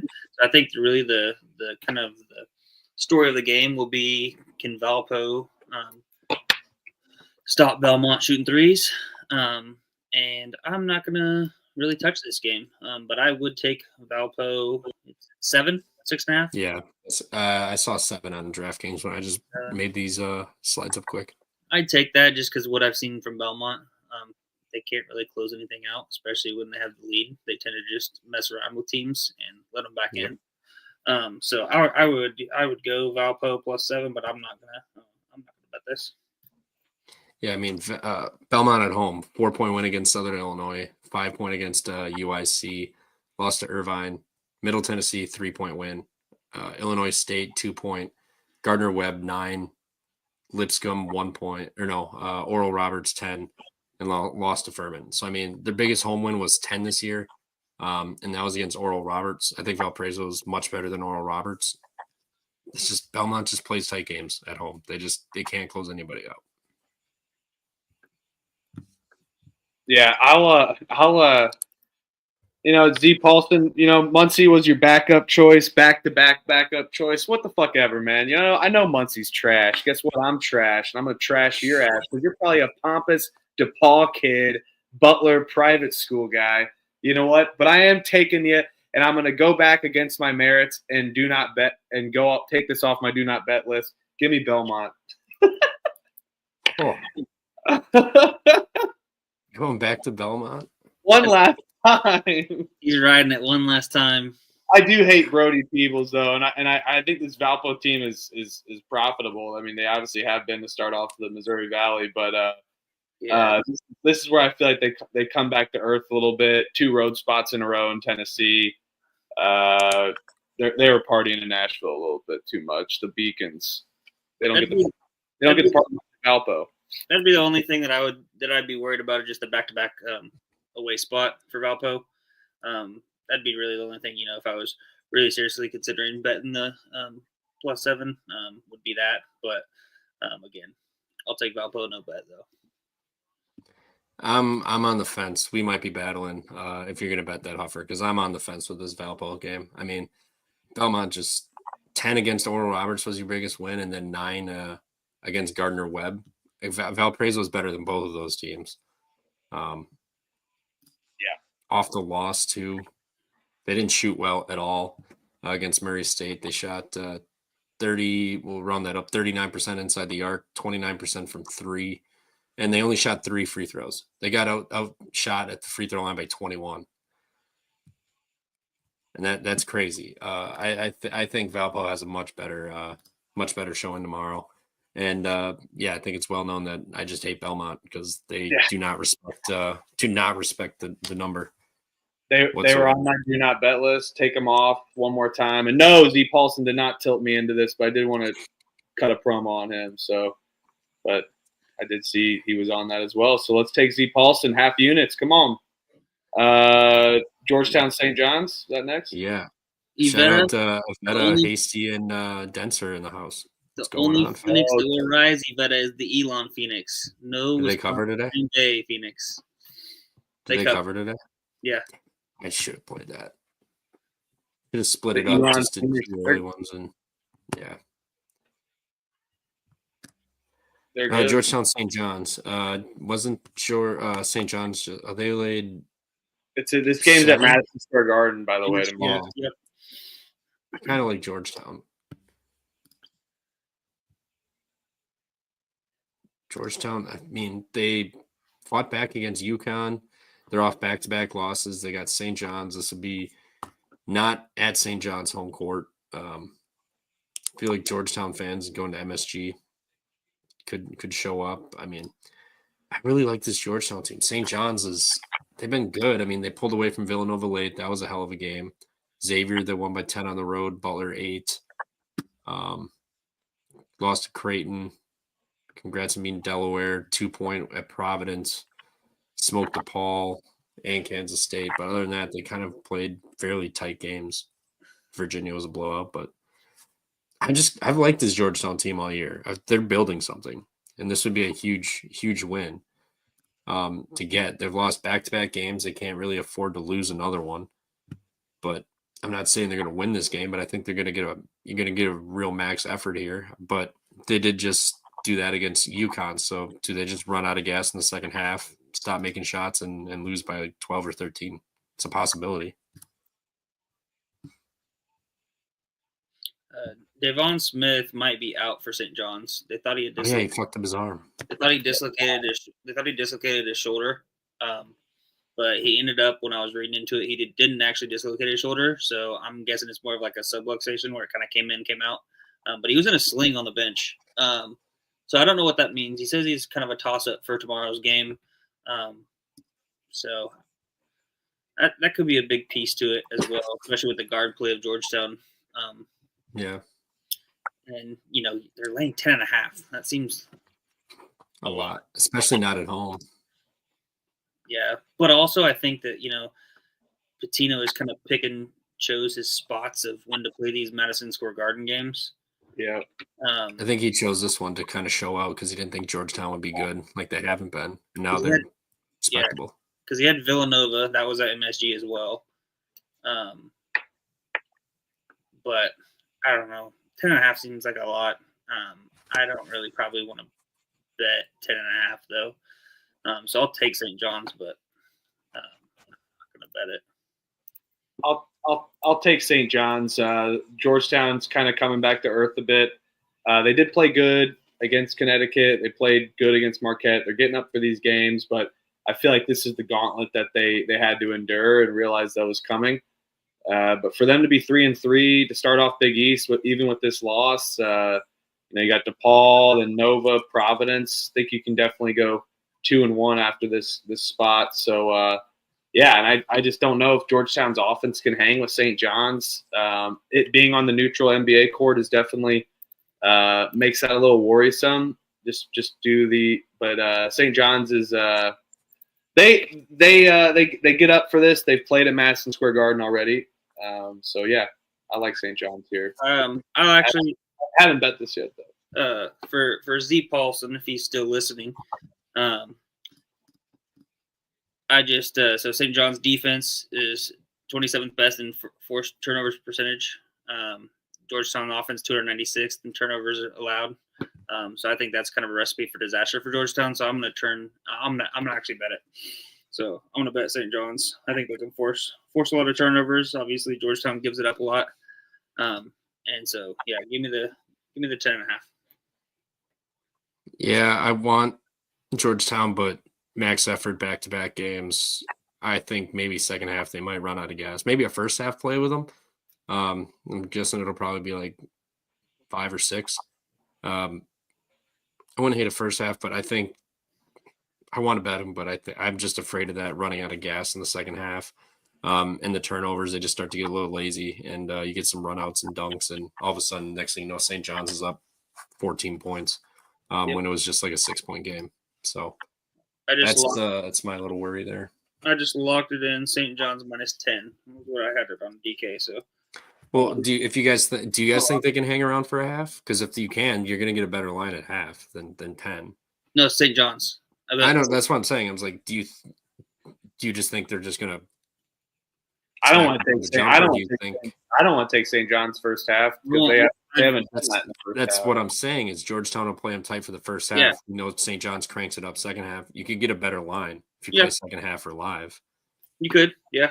You definitely. But I mean, it very easily could Georgetown just also out of gas immediately. Yeah. Also, I think that the one issue with that, I don't want to, I think that this is a good spot for the Johnnies. And I don't want to lose like a Georgetown coming out flat after trying to come back in that UConn game. It was a big time atmosphere. It was. Oh. See you later, Mason. Good luck. Big time atmosphere there for Georgetown. They came up short, so it's kind of like one of those spots where they could, come out maybe a little flat, just because of all that energy expended. Yeah, but that's why that's the other worry. Yeah, that's 'Cause why you I could like be sharp and get a better line on St. John's, or you could just be an idiot and Georgetown's down 14 at half. Yeah, they're up 20, and then all of a sudden you're like, well, damn, I can't get -10 anymore. So Yeah. that's why I just put in the -10, and I've seen maybe double dip, maybe a little bit. See what happens. Fair. All right, Providence, yeah, I might join you on that. I wrote down St. John's. I think I might join you on that, Elliot. Yeah, I'll tell you what though, this Georgetown team has definitely gotten up. But want to shout out Crutch. Yeah, Malik Mack. He definitely is disappointed for the Hoyas. Transfers. It's. I think it's almost 50-50 with these transfers. There's no in between. You get a role player here and there, like a Drew Thelwell for Iowa, but once they get a bigger role, you saw Zeke Mayo last year was to this year, definitely improvement. So, yeah, that one's been disappointing for sure. Yeah. No Epps doesn't help either. Because now it's all on him. So that definitely doesn't help. No. Roy. No, we did the Indiana game. I think we all liked Indiana. We're just waiting to see. I'm curious if Renew will be back, because then that means Woodson will go back to his terrible two big lineups. But I think it's a good spot for Indiana, especially at Assembly Hall with students back. Also, do you know where that movie is? Roy Munson. You guys seen Kingpin? Yeah. Never seen it. Never seen Kingpin? You should go watch Kingpin. It's a pretty decent movie. I'm busy watching The Office for the 18th time, so I ain't got no time. It's Woody Harrelson, Randy Quaid. Well, I know who that is. And Randy Quaid. All right. Providence at Creighton. Yeah, thank God you skipped. Did you skip the 7:30 Wichita State laying 10 points against Charlotte? Hell no, I'm not betting Wichita State. I fell for that trap once. I'm not betting with this game, but Charlotte's pretty bad. Charlotte's lost like 8 in a row. Yeah, I watch them. They don't rebound. They just stand around. They're tough to watch. Charlotte's not good basketball. So thanks for skipping that one, because I was going to get up and take a piss break for it. Yeah, I am skipping some games, but if anybody has a game they want us to talk about, just drop it in the chat and we'll go over it. But I pretty much just got the bigger mid majors and big games for tomorrow for the most part. But Providence at Creighton. Creighton's laying 9. Ashworth did just miss a free throw last game, so is he starting to crumble? He's only shooting 97% now this year. I saw that when I was looking earlier. I was just looking at some player stats and stuff. It's like, what, 60 or 61 or something? Yeah. Fucking ridiculous, dude. No Bryce Hopkins. I'm pretty sure he's just done with the team. Mm-hmm. In a red shirt. Is Kim English done with the team too? Fuck. He should be. They need somebody else. He's not the guy. Yeah, Michael actually went to Ball State. Roy Munson. He went to the Bird's Nest. I did go to Ball State. I'll take on any haters that wants to talk smoke about Muncie, that wants to talk smoke about Ball State. They get that. It's a higher education up here, and it's the Harvard of the Midwest. So look the fuck out, David Letterman. All right. Yeah, I feel more comfortable about St. John's laying up and than this one, but I hate Providence, so I guess I'd lean with Creighton here. Yeah, I don't know if Providence has the offense to really hang. No, they don't. And you're going into Omaha. It's a tough travel spot. You also have won 2 games in a row at home. Providence did get up against UConn on the road. I'll give them credit there. They went to OT with DePaul on the road. This kind of seems like maybe a one they just don't show up for. Yeah, I mean, Creighton did beat them last year in where the fuck is Omaha, fucking Nebraska. They did beat them by 9 last year, so I don't know if they just said fucking just put the line there again. Creighton did beat Providence on the road though last year, or lost on the road and then beat them at home by 9. My bad. I haven't really been super impressed with this Creighton team. No. And Providence will be able to muck it up defensive wise and slow down the threes. So I mean that's really where Creighton butters their bread for the most part is the three ball. And if that's going to be, well, obviously not taken away, they'll make some, but I think Providence can muck it up. But I also don't have faith in Providence's offense to like hang in the game. They rely solely on the defense. Now you're going to travel to Omaha. Creighton's back home, 1-1. Snuck by Butler. I think they want to come home and really beat somebody because they've been playing some tight games. I mean, St. John's 1 point, lost to Marquette. That Butler game was tight all the way to the end. I think they want to just put it on somebody. I think they could on Providence too. Providence, just the offense will not be there whatsoever. Providence's best shot is if this is a 55-57 game. Jared from Subway went to IU. I went to his house when the FBI raided him. The neighborhood is fairly close to my buddies where I was at. I was much younger. And Papa John did go to Ball State.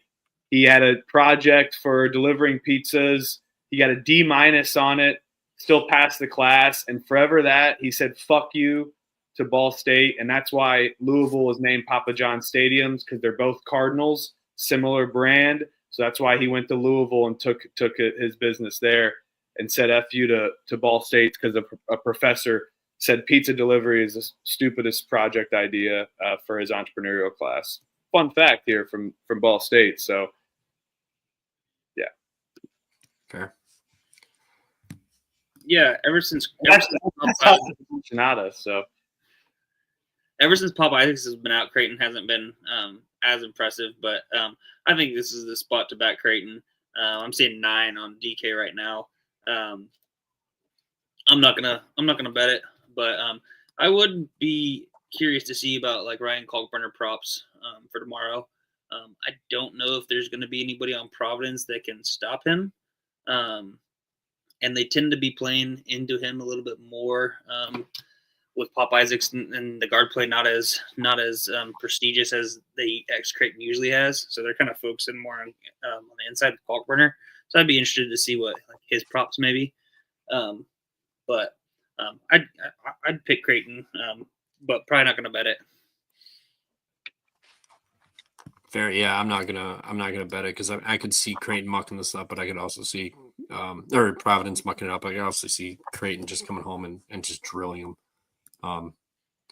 So stay away from me for that one. Texas Tech heads to Kansas State. Take it over, Elliot. Well, I was hoping that Texas Tech was going to get that win against Iowa State. So that it would have been great if they did it in overtime too, because then they blew it, gained it back, won in overtime. They would have been just spent. I know.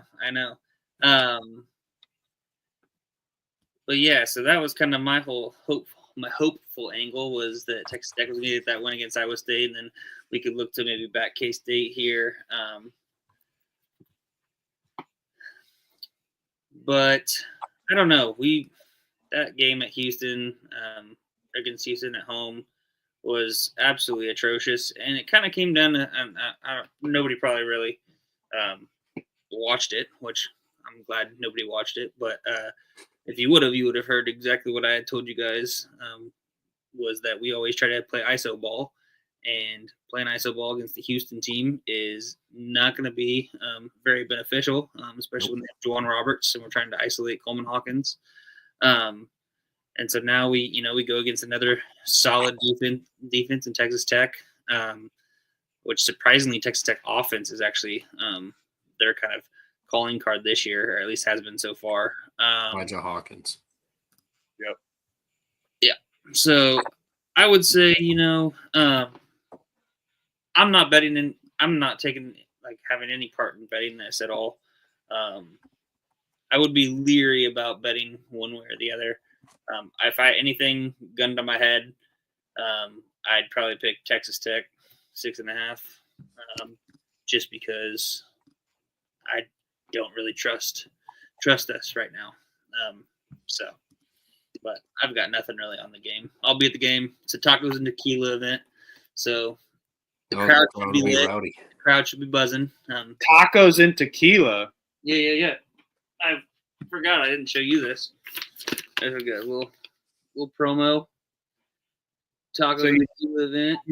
They give you a mason jar full of tequila, just boozing that. Get a K-State Mason jar I might glass, go to this fucking game. access to pregame tacos and tequila tasting. Well, fuck yeah. So All right. starts at about 6:30. So be about What's Jerome Payne doing here eating a taco? All right.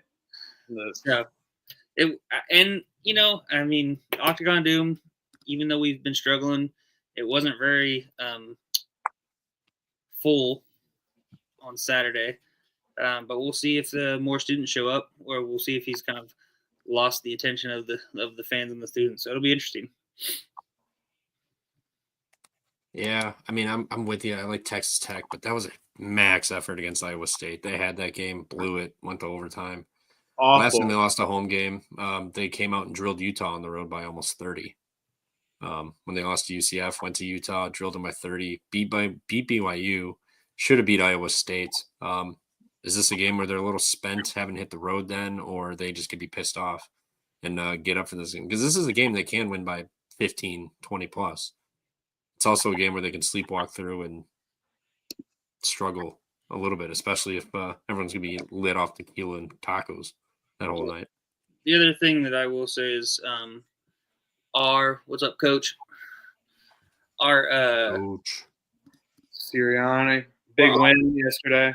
We're terrible at giving up offensive Coach. rebounding. Ref show. And Texas Tech is one of the better offensive rebounding teams in the country. Houston is as well. I think I was looking at the stats like during the game, and we had created. I think they had created like 23 more possessions off of turnovers and offensive rebounds. So if we can't keep them off the glass, it'll be a long night for us. But Wisconsin needs to do something like that too. Fucking just, hey, show up. We'll give you free liquor. Free Right cheese before curds and beer. Yep. Dude, Hell I'd yeah. fucking drive down there for that. yep. We got Diddy in the chat. No, that's Sean Combs. That's he had so many. That's pre-Diddy. That's Yeah, pre-Diddy. he had 12 different names. Diddy, P. Diddy, Puff Daddy, Puff.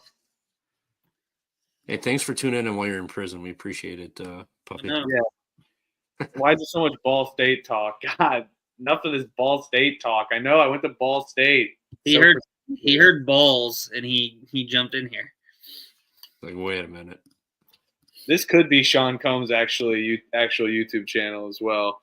I'm gonna take Texas Tech. I hate this number normally, but this just feels like a get up spot there on the road. Like Trevor said, going to Utah, similar. But Texas Tech and McCaslin, really implemented that North Texas tempo back to an already gritty defensive program in Texas Tech.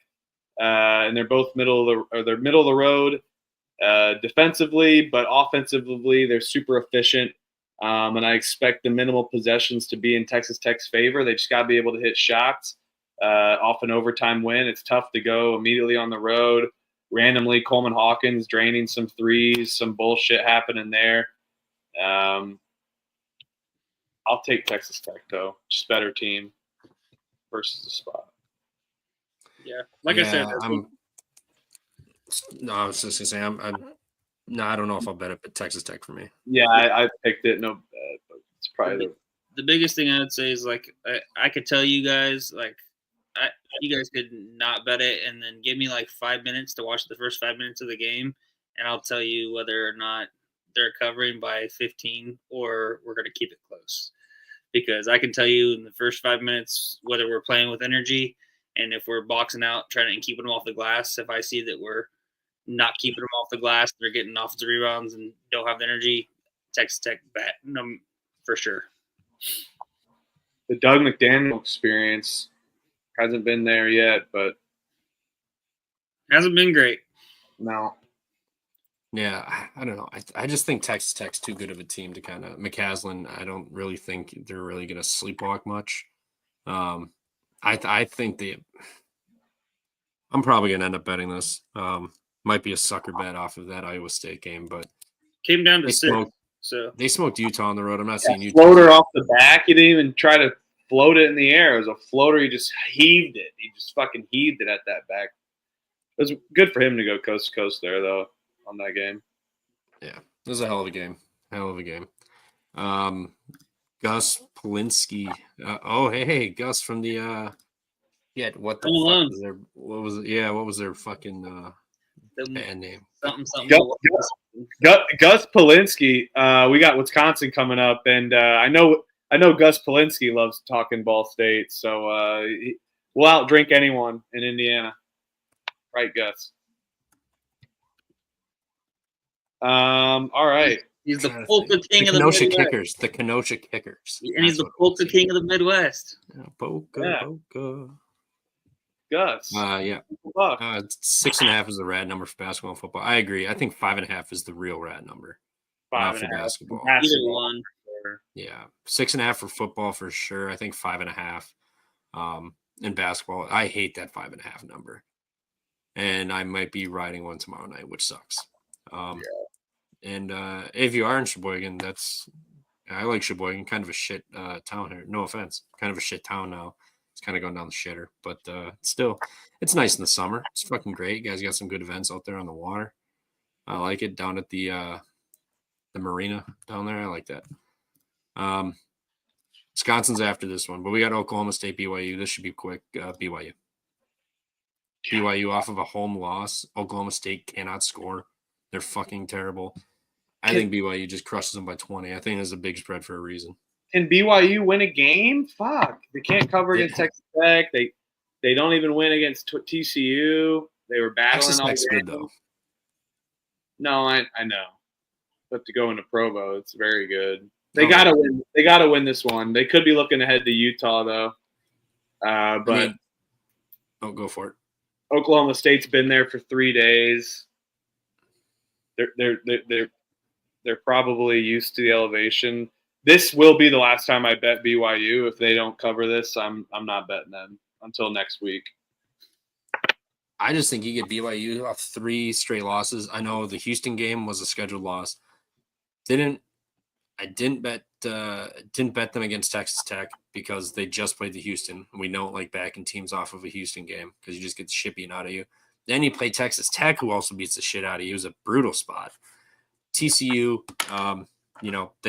they gave that game away late. But you're back home, 3 straight losses. You get Oklahoma State, who just got smoked by Utah, who is absolutely a joke of a team. I think BYU comes in pissed off and just beats the shit out of them, like Utah did. I mean, Oklahoma State, 55% from the line that game, 12-22. And Utah only made 6 threes, and they still put up 83 on them. I think BYU is going to fucking smoke them. I think they're going to smoke them. Yep. I think, Utah beat them by 21. BYU probably beat them by about the same number. Oklahoma State, terrible at defending the 3. BYU loves to shoot the 3, especially at home. I just think that, a lot of people think that, staying in elevation is good. I just think that, you can stay there, but I still think it's going to mean tired legs. So give me BYU. I think they win by 20. Yeah, I'll bet it. I'm with you. I'm gonna bet this game. It's big for a reason. You just lost 3 straight, and like I said, the Houston, Texas Tech back to back is a brutal spot. Then you go on the road to TCU. Now you're back home. You need this game bad, and Oklahoma State is just a joke of a school, just a joke. If Utah can beat them by 21, BYU can beat them by 30. Yeah. Last time If this was like a 8.5, 7.5 or something, I'd be a little concerned. But I think the fact that it's a big spread is they're telling you they're going to just Anything north of 10, you feel confident in it. Yeah, and these big spreads have been hitting. I know Maryland didn't today, but we've been hitting with these big spreads too. So I'm not too concerned with it. Yeah, give me the Cougar Claw. I need to try a Cougar Tail. I know Avetta got to try a Cougar Tail. I think What the hell is a Cougar Tail? it's like a You don't know? It's like a Mormon's indulgence. It's like their beer. Oh, at the those game. things, those Their donut homemade things. donuts. or whatever. Beer at their game. I want to try one so bad. All right, the game everybody's been dying to talk about: Ohio State at Wisconsin. Take it away, 151 Trevor. total. How do you fade this Wisconsin team? How do you fade them? They're I a don't fucking know much of a fade versus the Ohio State team. Fuck that team more than anything. dude. Wisconsin's a wagon. They're fucking. I know you like that word. They're a wagon, dude. They are. They fucking crush teams. Minnesota was up early on them. They outscored them like 75 to 40, 45, 40, somewhere around there. They outscored them by 30 after that. They won by 21. Rutgers went on the road, no problem. Fucking Rack's a joke. They won by 12. Smoked the shit out of Iowa by almost 40. Or they beat them by 31. Detroit Mercy, no problem. Butler got them on the road. Michigan, Marquette, and Illinois are the only teams that have beaten us. And they were close. Michigan 3-point. Marquette ran away late. And then Illinois, again, late. They hang in these games against good teams, and they just blow out these bad teams. Ohio State is not good. They lost by 7 at home to Michigan State. Oregon got them by 2. They barely snuck out Minnesota. Like, this Wisconsin team is very efficient. They play solid defense. They rebound. They got 2 7-footers that can shoot the 3 ball and just pull you out of that paint, and then they can just back cut, dunks, layups, anything. I think they fucking roll them. I mean, I've made enough money on Wisconsin this year that if I lose this one, so be it. But 7, little odd, but Ohio State is one of the better teams that they've seen as of late. So I think maybe that's gonna do with it. But I think they win by double digits. I mean, the Kohl Center, even if it is a Tuesday, guess what? People don't give a shit. You're gonna be fucking wasted. Students will probably be back too. Give me Wisconsin. You can call this a homer bet, but we've been cashing with Wisconsin all year. They just roll teams. They put up points. They defend, and you're at home. Yep. Yeah, I'm with you, Trevor. I'll go Wisconsin as well. More so just a fade of this Ohio State team. I don't like what I've seen from Ohio State. I know it's an improvement last year. Dievler got those guys up at the end of the year. They kind of propelled it, but they really haven't been getting up in games outside of the Kentucky game. You blow a lead against Oregon at home. You're not competitive against Michigan State, Auburn, Maryland. Competitive against Pittsburgh, but you blew that game. Not competitive against A&M, and I don't know. I think Texas is a very similar team to Ohio State, playing wise. So I think, and that was the first game of the season. So who knows what the hell happens in week 1. But now we got enough data. I think Ohio State's going to foul a lot in this game, and Wisconsin gets the line a lot, and that's what I like in these lays with points. And like you said, I echo your sentiments on Wisconsin. This team's really good. They got size. They got the 3 ball back, and like I said, they get to the line. And I expect Ohio State to have to use the foul game in this game, or expect them to just give up with 10 minutes left in this game because they're getting their break speed off. So, yeah, I like Wisconsin in the Kohl Center. Another stupid peacock game. So. Yep. I mean, and Ohio State turns it over a shit ton too. Yeah. Turn it over a ton. That's a recipe for disaster, especially on the road in the Big Ten against a handsy team. And I will say Klesmit's probably not playing. I'm guessing he's probably out another 2 or so games because of that ankle, 2-3 games because of that ankle. But, maybe they were unprepared a little bit in the beginning of that Minnesota game. They went down like 10 or 12. They figured it out, and they fucking ran through them. It was no problem. I don't think they're going to have an issue here again against Ohio State, who's just, after that Texas game, I think they kind of had everybody a little fooled. I did bet them on against that Kentucky game. But other than that, I don't think I bet them once this year. I've just faded them. It's worked out. So. Yeah. I mean, Ohio State also off of a double overtime win against Minnesota and then off of an overtime loss against Oregon. So that's 3 overtimes. That's guys playing in the 40-ish minutes per game the last 2 games. Now you go to a Wisconsin team who doesn't play slow anymore. They speed it up. They like to play with tempo. They like to get shots off. I just think that this is a Wisconsin spot. I don't know. I hate the freaking number 6.5, 7. I don't know if I'm going to bet it, but I think it's a Wisconsin spot for sure. Yeah, There's no way Oregon is better than Wisconsin. There's no shot. Michigan State starting to figure it out. They're looking really good. Oregon, no shot. It's also with these teams, like it's just like the spots they're in and stuff, you know? Like, I mean, going to the road spot. I think Oregon, those 3 are arguable. Purdue up there. Those 4 should be argued. The one shitty thing is Wisconsin doesn't play Michigan State or Oregon until the 22nd and 2nd of March and February. We don't get Purdue until February 15th. We have Ohio State, but we do have to do the West Coast. USC, UCLA, home against Nebraska. Then we go to Maryland, Northwestern, Indiana, Iowa, then Purdue, Illinois, Oregon, Washington, Michigan State. I mean, it's kind of, I'm not saying an easy schedule. I mean, but it's more backloaded for tougher teams to play in conference play, in my opinion here. Yeah. Here we go. This is another easy cap. Give me Duke 24. I mean, they're blowing teams out. They just played a tight game against fucking Notre Dame. They actually were up like 18, and then they just like fell asleep the last like 5 minutes of that game. Miami, I don't know if you guys have caught Miami by chance this year. They're pretty fucking bad, and Duke is destroying teams. Other than that, you gotta wonder why the coach quit mid-season. You do know why. I would quit watching that too. Lost by the ATM teams went 1-1 on Saturday. Green Bay somehow covered because Milwaukee just didn't show up the last like 6-7 minutes of that game.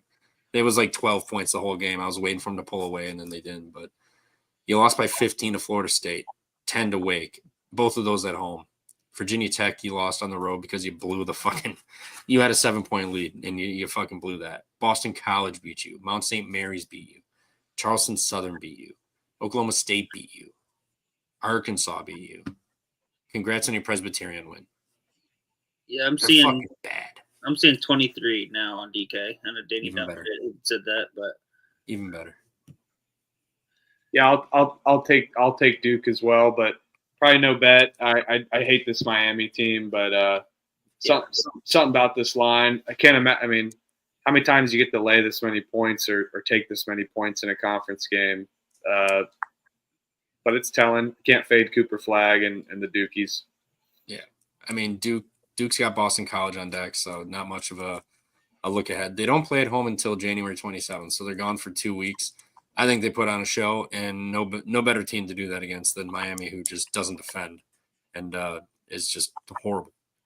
You know what? Take Cooper Flag props. Although you do risk the possibility that this is just a fucking 30-point shellacking and doesn't play the last 10 minutes. Yeah, and he also came off that 42-point game. Yeah, it'll be juiced a little bit.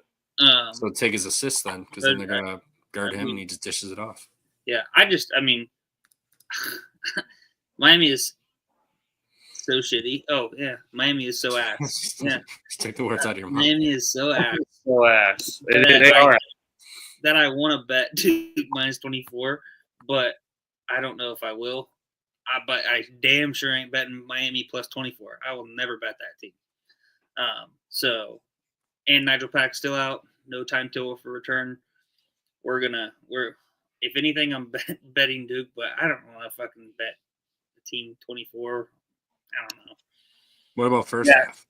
Crutch made a good point, though. I mean, like I said, it's a lot of points to have in a conference game, but yeah, Miami's so bad. So I think that's a double-edged sword. That's why I'm just laying off. I think that's me too. It's so big that I'm just gonna lay off. But it's not. Even though it's that big, I'm not jumping on Miami. You're not gonna jump on it, even though it's that big. Hell no. Mm-mm. What's Duke's team total is 85.5. 86, 76, but they shellacked Pittsburgh by 30. 89, 88, 82. They've been scoring lately. Miami giving up 88 to Wake Forest, 80 to Florida State, 86 to Va Tech. 78 to Boston College, 78 to Mount St. Mary's. Duke could put up 90 in this game. Yeah. Yeah. I'd rather lay the points, though, than take that. Yeah, I agree. Because if they score 80, what is it, 85? 85 and a half. And it's not like Duke's defense isn't anything to play with either. They'll be able to man up on Miami, and like you said, if you're worried about Flag stepping off, you're worried about him stepping off for a reason. They're up that many points. They'll probably lay off the gas total. Let the walk-in get in there. Let the walk-on get in there and get everyone rallied up. Yeah. And the walk-on shoot, they don't fuck around though. Like, it's my time to shine. It's Brucey's time to shine. They chuck him up. Yeah, I'm just staying off the game. I don't know. Just too big of a number for me. Fair. I may bet the Duke 23. Maybe it's a sucker bet, but Miami's fucking terrible. They want the season over with already, and they're just starting conference play. They fucking hate this team. They hate themselves. And Z Paulson, we do talk about every game, and we do pick every game, and we're going to launch a picks page here soon. So, but yeah, we don't bet every game. I don't have the bankroll for it, but we do bet a lot. And we had 25, 30 bets on Saturday, and fuck, I had 11 tonight. So how many games were there? 20. And thank you, Carlton Banks. 22. Thanks, Carlton Banks. We got Carlton Banks from Fresh Prince. He's helped me out. Carlton, you're a nice guy. Why are you guys making fun of Michael for going to Ball State? It's not that bad. Thank you. I love my life. Should we lay it with Boise State against Wyoming? Yeah, we can. You'll take Wyoming. I know you, Trevor. I do like me some Sundance Wicks. Boise State off tough loss. Laying 14 and a half. It is elevation there in Boise too. There's got to be some in Wyoming. I don't know. You know, I'm not the geography guy. Probably even with Idaho. While you're debating this, I'm gonna Danny Dumbshit asked about any of the MWC games. Mountain West. Yeah, there's this one. We got the Colorado State and the San Jose, New Mexico games on coming up. Yeah, we'll talk about a few of those, Danny. I mean, we're talking Boise about doesn't defend the three. That's the one thing Wyoming does well offensively is shoot the three, 44%, and they're 41% of their shots are coming from three, 44% of the points coming from three. Boise State, 43% shooting allowed from three. Wyoming could hang in this game solely off the threes and get into the free throw line. They're not going to rebound. They're not going to get anything inside, really. But the threes are falling. They can hang in this game. I mean, you got to regress back a little bit, but when you play a god-awful three-point defense team that just gives you open shots and allows so many of them, I don't know if this is going to be the spot where all of a sudden you go cold and you can't hit anything. Personally, I think Wyoming could hang in this game. 14.5 is a ton. I knew you would take Wyoming. I'll battle you. I didn't say I was. I'm just saying this is, you know. No, I mean, I knew it. I knew it. Boise State beat UNLV at home. Formerly known as Taco Bell Arena is now something else. Extra Mile Arena. Extra Mile. And I know Wyoming played New Mexico kind of tough. They did end up blowing the cover. That was at Wyoming though. No, I know. I'm saying I don't want to talk about that game. But I'm saying I'm saying like they could get up from that, but this seems like a both kill shots from them. New Mexico then going right back to Boise. They already lost to Boise by 9 because Boise played them at Wyoming and Boise beat them by 9. That was on December 31st, and now they turn around 2 weeks later and they're laying 14. I mean, Boise won by 9. They were plus 8 at the free throw line, and then and then Wyoming shot 9 of 25 from 3 versus 8 of 20. So I mean, that number closed at 7.5. now we're getting double that Now we're getting on the double. road. That stinks. That's only after 2 games too. That's only after Air Force and New Mexico for Wyoming. Boise's played 2 games between that too. Hey, yeah, Wyoming did go to Air Force. I mean, it was a 5-point win. It wasn't impressive, but they covered and they went to elevation and got it done. Yeah, but I will say, actually, Boise State off of that terrible Utah State loss where they fouled the 3-point shooter, and he hit it. The 4-point play to win 81-79. I think Boise State looks to come back and just. I think it's another typical. I think it's the exact same kind of thing as what they did to UNLV. You know, they lose to San Diego State, smoked UNLV. They just lost to Utah State at Utah State. I think they come home, take care of business. Give me Boise State minus 14.5. I'm not going to bet it unless you bet Wyoming. I might battle you. I don't know. I don't like that this is double the spread from what they just played. I know it was at Wyoming, and now you're heading the road, but that kind of stinks. It feels like that's kind of telling you that Boise is going to wreck them. Yeah, I just think they do have New Mexico on deck on Friday. We got a Friday Boise New Mexico game at the Pit. Be a great game. Mm-hmm. Well, goddamn! Now that the look ahead spot a little bit, maybe they come out first half and just clobber them, and then just coast second half, win by 12, 13. Good. You talk yourself into Wyoming. You might don't stray away from it. Let's battle. I'll write it down. I may bet it just because of the. I hate that line's doubled, but they do have New Mexico at the Pit on. Yep, and thank God for them putting this on Friday at the Pit at 10 p.m. Rather than that fucking New Mexico San Diego State game Saturday at noon. Criminal. That was awesome. Though New Mexico's free.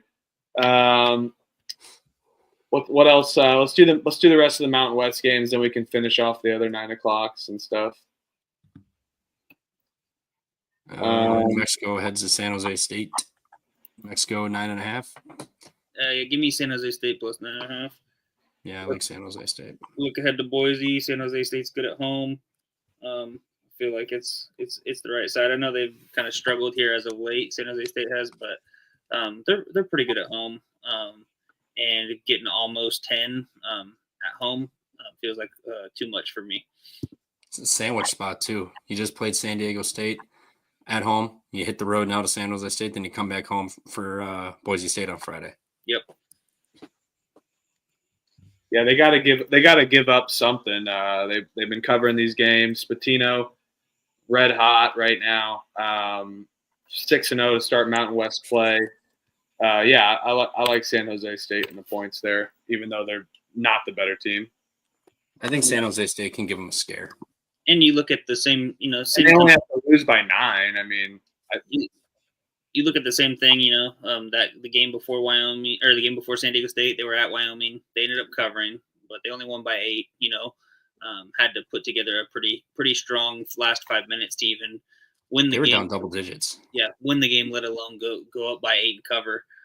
So I think this is kind of a similar spot where looking ahead to Boise, just like they were looking ahead to San Diego State, and then not saying that the money line is necessarily live. First half money line could possibly definitely be live, I think. But I think San Jose State with the points is the play. Looks like it might be going up to 10, 10.5 here. It was already. If you're gonna bet a dog, just wait. It was already at 10 earlier. And now, I just wait. I don't see it going down. It already San Jose State also. What's that? It already did and went back up. It was 10 and 11, and then went back down to 9. So it's just fluctuating. Okay. They don't know what they're doing. San Jose State doesn't turn it over. They shoot free throws really well. New Mexico sends you to the free throw line. Doesn't really go for turnovers. I think they can hang in this game. I think, like you said, I think first half money line is probably live. I think they give them a scare. Second half, New Mexico kind of wake up a little bit. But I think they'll probably win this game by like 6 or 7, somewhere around there, unless we just Yeah, unless they just foul to the very end and just keep giving them free points at the line. But I think it'll be a scare early, and then they kind of win by 7 or 8. Yeah. San Jose State will cover. Hopefully not 11. Let's go, Danny. Danny's with us. What else for the I'm Mountain not West? taking the Packers flag down. I got my Craig Counsell L flag over there to put up next. They didn't embarrass us. They got lucky. They beat our B team because of all the injuries and the refs. Fucking embarrassed us. Come on. Air Force, Nevada. You want to talk about that one? Do you want to talk about that one? No. No, me neither. Colorado State at San Diego State. San Diego State's laying 8. Oh, Huff, do you want to talk about Air Force, Nevada? No. Okay. I hate betting Nevada. Don't like laying points, but this probably seems like the one that they win. But 2 OT games in a row, I can't lay the points with Nevada. No way. But I'm not putting my money on Air Force. They are so bad this year. This game, the San Diego State game, I know Mac on the pregame show, he had said that there's a little bug going around on the San Diego State team. So Could just explain why this is 8. something to keep in mind. I mean, Colorado State's been playing well too. And they have been playing better. Colorado State for sure has played a lot better. Yeah, but They've I had 22 point wins in each of the last 3 games. Yeah, my only thing is that, San Diego State off that New Mexico loss, they're obviously going to be looking to. they haven't been as good at home as you'd expect the San Diego State team to be. But I do love Nico Medved and what he's done with Colorado State. Built them into a winning program. I expect them to be a winning program.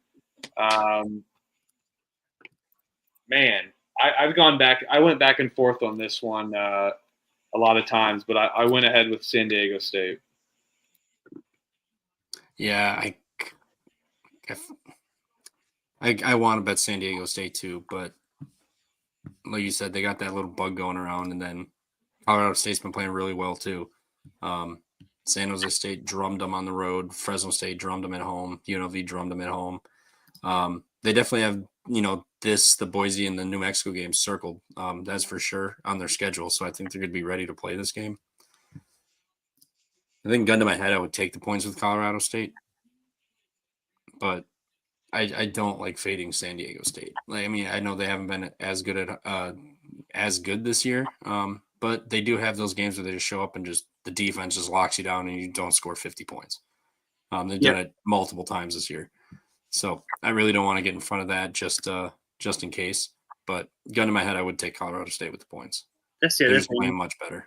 That's the other thing that's scary. With the 8.5 number, San Diego State's offense isn't the greatest, so it just scares me. Like, that's a big number. It's like, almost laying 10 when you talk about like a New Mexico or a North Texas team or a San Diego State team or a Virginia team who's solid as hell on the defensive side of the ball, and can be kind of a liability on the offensive side at times.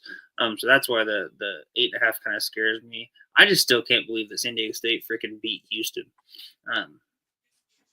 earlier in the season. That's just one of those games that I look back on and I'm like, damn.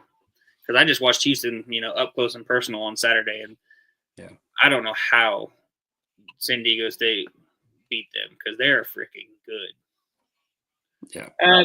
Neutral site game, a little different, but and I'd say that I'd push back that San Diego State's a really similar team to Houston in style of play. Maybe not strictly with athleticism, ability, but with style of play, they do match up well with Houston and the neutral. I think defensive minded teams, defensive minded coaches. I agree there, but that's a hell of a win for San Diego State to have on their resume. Yeah, big time. And you've lost 2 at home already too. I mean, you got to get up for one. Lost to Gonzaga and Utah State at home. So.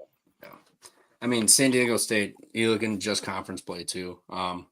They're fouling a ton. They're giving up percent of total points to opponents, 25.6 come at the free throw line. I know Colorado State doesn't get to the free throw line very often, but if you're going to foul and play that physical defense, Colorado State's shooting 85% free throws in conference play, 78 overall this season. So even if they regress to the mean, that's about 80, 81%. I mean, that's still really good. And then if you're going to be getting called for fouls and sending them to the line for free points, they're gonna rack them up. They don't shoot the three ball really well, but they do get inside. Struggle on the glass. It's not going to be their specialty. So they got to get to the line and they got to make their open shots when they got them, which will be few and far between. But this number, I just don't like it. And the way Colorado State's been playing, I think that's going to be a fairly tight game. And on the flip side, San Diego State doesn't shoot the free throw very well. Yeah. High 60s, 68%. So that always comes down in these games where it's like a 7 to 9 point game. You could have a 10-point lead, they foul, hit a 3, go 7, then miss 2 free throws, hit a 3, go 4, and then make 1 of 2, go 5, and so it's like definitely backdoor potential too. Yep. And in the off chance that Colorado State is leading majority of the game, or even comes down late, which obviously if they're leading late and San Diego State has to foul, they make their free throws. They make their free throws, so it's going to be really hard to try to come back if they're leading. But I kind of talked myself into Colorado State here with the points. Kind of talked myself into it a little bit. I'm going to write it down. I'm going to circle it. I got Colorado State plus 8.5, but I probably won't bet it. I'm going to bet the other 2 games probably at this 10 o'clock, 11 Eastern window. I'll battle you on the Aztecs, but we can move on. We got to get through. We got a couple more at 9 we skipped. Do you guys like LSU versus Arkansas? I mean, at some point Arkansas's got to win, right? But I don't want to bet fake sharp for a minute. I can't bet them. They're horrible. Their sharp spot was Tennessee and the game prior, and they shit the bed in both of them. Both teams on the road both teams 0-3 on the SEC's play too. I just don't know if I trust Arkansas State laying points when you can't even, cover at home or be competitive. I'm with you. They suck to watch, and it sucks because I love John L. Davis and Cal's just destroying him. But both these teams fucking blow. Who blows harder? That's the thing. Yeah, I'll take LSU at home, but they shoot 81% conference play from the line versus 65%. LSU sucks. I hate betting them, but this Arkansas this is a battle of suck tomorrow. Just on SEC Network. We're on. Yep, SEC Network. Such an SEC Network game here. I'll write down LSU because fuck Cal, and they can't hit their free throws. So good luck extending a lead if you have one, or closing out a game in a short spread if you shoot 65% at the line. Good luck. That and Clemson 20% from 3. That Clemson line's weird at the same time too. When I looked and made these, it was 4.5. Yeah, still it opened at 3. Yeah, opened at 3.5. What would you say about Shefflin too? Ian Shefflin might be hurt. He is hurt. He's got a couple different injuries, but looked like he calf strain and then back spasms as well. He played against Florida State, but he wasn't really effective, which we had kind of predicted, with the size and length of Florida State. I think he only had like 2 points and 2 rebounds or something. Played like 27 minutes. So it'll be interesting to see if he's going to play. I kind of like backing Stoudemire here as a home dog. Yeah, this is Shefflin's sick or whatever, not 100%. We just saw what happened to Rutgers. I mean, Dylan Harper was healthy tonight. They came to play. They got a big win. When he wasn't, they were losing at home. They weren't doing anything offensively. Had to rely on everyone else, and that didn't work out well for him. Shefflin's huge for this team, and if he's going to be, under the weather, not 100% or even play, that could be disaster. And the ACC is just bad in general. So, would you really be shocked if Clemson lost at Georgia Tech the way this year's gone? I know they've been good, but would you really be shocked? I wouldn't. No. Nope. But I the line is so stinky. I picked Clemson, but did not bet it just for the line being stinky, but I think I'll take Clemson because I can't back Georgia Tech. The only road win that Clemson has to date this year is at Miami by 10. And we could us in the chat could go to Miami and get a fucking win. They've lost the other 3. They lost to at South Carolina, rivalry, but then they lost at Boise State. Definitely a tough place to go, especially coming from Clemson, and then at Louisville. So it'll be interesting to see. This will be an interesting game. I'm probably going to be backing Georgia Tech, though. It's gross as hell, but I think the line's kind of telling you they probably will win outright. Yeah. But I'll take the points. I don't want to back up Georgia Tech. I'm not even gonna get involved with this game. I'm not even gonna bother wasting ink on it. But it would be Georgia Tech if I had to choose a side. Missouri heads to Florida. Florida's laying 10 off of the they just played Arkansas, right? Yep. No, that was Tennessee. No, they just played Arkansas Was on it? Saturday. Yeah, beat them by 8 at Arkansas. Who they just played? Arkansas. Yeah. Oh, they played Tennessee. Prior. Tennessee was playing Texas. Texas. Thank you. Mm-hmm. You're the Missouri guy. You're tapped in locally. What do you think? Not really tapped in too much. I do know they've got a couple guys from the Kansas City area who are pretty good. Tamar Bates, he came from Indiana. I would assume Huffer would know him. And then Mark Mitchell came from Duke, who's a Kansas City product as well. Both of those guys are pretty good. They both start. I don't know about this. It's a lot of points, but Missouri has struggled the 2 times they've hit the road.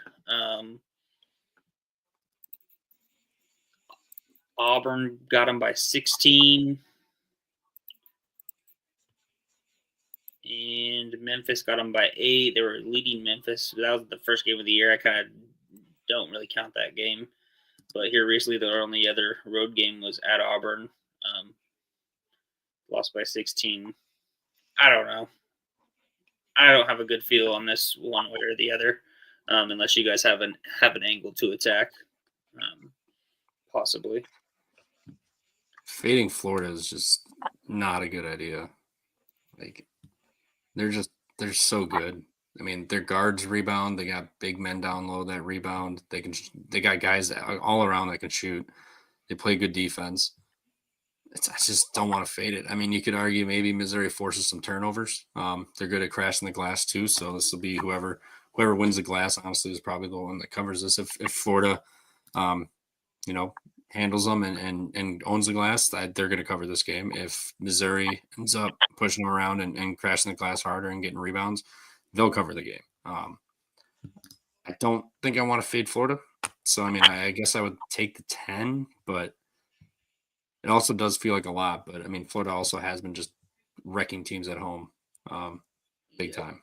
Also, Missouri's defense, 268th in 3-point percentage D. So that could be something that comes in key if Missouri can't, guard and defend the 3-ball well. That could definitely come into play. In conference, their opponents are shooting 44% against them. So if that's telling, Florida will roll if they're shooting at that clip. I like Florida. I'm not gonna take the points. I'm actually gonna bet the under close to tip off. I know that's definitely contrarian considering the pace of both teams that they have, but it's more so a cap for me that I think Florida can suffocate Missouri on the spread, and also holding them to not scoring as many points as they normally do. Their team's very capable of scoring 80 points. They've done it almost every game this entire season. But this is one of the tougher defenses they've played. I will say they did get up for the Illinois game, this Missouri team. But with 2 wins in a row, they just won at home after turning the ball over 15 times. So hopefully I expect them to keep some possessions, bouncing back. A good team holding the ball, ball handling and not losing the ball. But definitely lost the ball a lot against Vanderbilt and still won. I think Florida can exploit that. You're battling with Clark. Yeah, Clark likes the over. Pace will be high. Both teams are deep. A lot of fouls could get called. Yeah, Florida does foul a fair amount too. I mean, probably one of the lowest in the SEC. It's also not Right. 147. It's 155.5 right now. On the, I know it was messed up on the lower third there. How long can Florida keep rolling forever? Coach is wondering. I mean, they've proven it. I mean, they even went to Kentucky and had a big lead, and that game was tight. Until Golden gets arrested. Yeah. I don't know if that'll happen. Winning really seems to cure a lot of things. Maybe they won't. It's 155.5, Clark. Yeah, it's not 147. It's 155.5. It's going to go up. I agree, and like I said, that's why I said contrarian. I think the pace is there, but you're looking at a Florida team that last two games the number hasn't hit, but that's coming off the 106-100 game against Kentucky. So maybe they get back to the normal, but I don't know if Missouri can keep up as well. Yeah, as you said though, like if you like the over, bet it now. But it's definitely gonna. A Florida total will go up. If you want the under, wait until bet it right before tip, just like Huff had just said. Huff, you brought up Florida scored like 80 in almost every game. Their team total is 82.5. I said Missouri when I was talking. Missouri. Okay. I was gonna say, I mean, they have. You're right, but the last two games they've just been rolling them so hard that they just kind of let the foot off the gas a little bit. Yeah, I mean, I don't hate Coach's thing. He just said he's gonna bet Florida to win with win margin 1-10 and 10-20. I could see that. I mean, if they're both plus money, you could figure out your unit bet for each one. You should be able to, in theory, come ahead on top with that either way. Are they both plus money, you think? 1 in 10 won't be. No idea. 1 in 10 won't be plus money, probably. Anything, it'll be even money. Oh, here we go. DraftKings only has it 1-2, 3-6, 79, and then 10-13. So it's all different, but it's 10-1 plus 450, 6-1, 4. I'm sure if you thought about it and try to do the math, I'm sure you could, in theory, somehow come up with a little bit of money, but I would rather just play the 10 just because, like Huff said, their defense has also been really, really good too outside of that Kentucky game. But Kobe Bryant also happened in that Kentucky game. Yeah, I will say I'm going to circle back to the 6 o'clock game real quick. I just bet Marquette team total over 60.5 or 80.5. 80.5. Said it right at 80.5. So I'm definitely going to pull the trigger on that with a terrible. I'm going to ride that with you. I'm against DePaul. I'm going to ride that with you. And like we had already talked about, DePaul turns it over a lot. Marquette forces a lot of turnovers, gets a lot of steals. Leads to a lot of easy buckets. And DePaul's going to want to just try to keep up the scoring. So yep. And DePaul shoots a lot of threes, so long rebounds, runouts. Exactly. Yep. So I just circled back on that because you had said that the Florida team total prop was up, so I went back to see if that one was up, and it was. So perfect. Let you know I hit that bet real quick. Perfect. Next we got a classic Big Ten game. Classic. Iowa heads USC. Over unders 162. Is USC figuring it out a little bit here with the win, or are they going to be hung over as shit after getting their first Big Ten win and it's on the road? This is going to be a tragic magic spot, dude. Is this in LA? Good point. Is that where USC is? Yeah. Okay. I wonder how far this is from the Fires. I'm just curious. Well, Los Angeles is massive, so yeah, that's why I was saying. I wonder how far it is from the Fires. The university is spoiled children. Do feel bad about the Fires though. So, but I'll. They're both off big wins. Iowa just shot lights out against IU. Don't love Iowa winning 2 in a row, but I don't love USC winning that big road spot. They had to get one, I guess, but a little hangover I expect from them. I guess I'll bet USC at home on that spot. Yeah, I'm trying to decipher if they're favored because they just beat Illinois on the road. No, If, I mean, Iowa just sucks in general.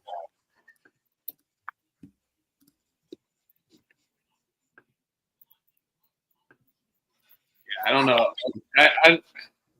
This USC like pace to be. I mean, I don't want to bet an under in an Iowa game, just like I would probably say with Florida. But I'd rather just take USC if they can try to hold Iowa to some type, keep them under 80 somehow. USC wins this game. Yeah, 85, 90. They haven't shot below 80 points since November 22nd. The Hawkeyes, that is. Yeah, this it's kind of right smack dab in the middle of the three fires. There's the Eaton fire, the Hearst fire, and the Palisades fire. This one's kind of like right in like middle of downtown Los Angeles. So obviously, it's not going to get hit because there's not really forested areas where it is. But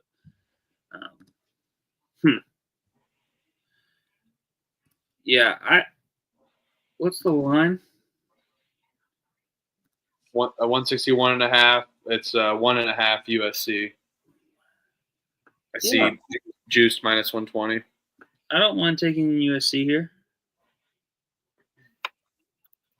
Ryan's asking about Josh Dix props again. Yeah, if you do, it would just take his threes because that's pretty much all he shoots. He gets a fair amount of volume. I wouldn't take it if they're not plus money because USC's defense is fairly decent from three. They just held Illinois 7-23 from three at home. Now Iowa's going to hit the road, and I don't even know if they've ever even played at this gym. Maybe like 30, 40 years ago they have, but they're not going to be really too familiar with it. But if you're going to get a decent plus money price on his, 3 threes, I'd be tempted, but I don't know. I'm kind of starting to go with Huff on this one. I think USC is the spot. Veta likes USC too. You said Iowa scores like 80 every game. I didn't even look at how much they score. Yeah, they haven't scored below 80 since November 22nd against Utah State on a neutral, 77-69. They had 76 against Washington State. Outside of that, they've scored at least 80 points in every game. Yeah, Iowa's only had two true road games this year. They played at Michigan, lost by 2, and they got absolutely shit canned by Wisconsin by 30. And Iowa going out to California, I don't know. Heading, I guess you're not even going to hit the beach with the Fires. Yeah, so they're going to be stuck in hotel rooms. DraftKings says Iowa's team total exactly at 80.5, juiced under. Yeah, I didn't mind the under spot there, another contrarian play, but I just think USC needs to try to keep control of this pace and not try to match Iowa's style of play to win this game. Yeah, I'm with you. I think they'll build off of it. You're at home, tragic magic with the Fires, and Iowa they don't play defense. So I mean, if USC plays any lick of defense too, Iowa's they're done. They're cooked. So yep. I wrote it down. I may bet this. It is a late night game, so I'll be intrigued with that. We got, I think, 2 more. We got 2 more here. UCF heads to Arizona State. Arizona State's laying 5.5. I alluded to this earlier. I hate laying 5.5 with teams. I'm more intrigued to take the dog at that number. I like Arizona State at home off of a brutal loss against Baylor. You had that game. They blew it. UCF has not really been impressive. They snuck out a Colorado win. They snuck out the Colorado win after that Kansas game where they got embarrassed, and they only managed to win by 1 point with Colorado on the road where they're not the greatest. Lost by 8 at Arizona, and now you have Arizona State. And UCF, 14% of their shots get blocked, and good luck going down low against Jaden Quaintance. That dude is a shot blocking monster. He's a freak. I mean, he had He's had 2, 1, 3, 4, 2, 5, 2, 3, 4, 3, 2, 2, 4, and 6 this year. The dude just lives to block shots. He eats them. And you're not going to be able to go inside, and I'm not too thrilled with UCF's shooting ability. 43%, 43.5% effective field goal, 30% from three, 42% inside the arc.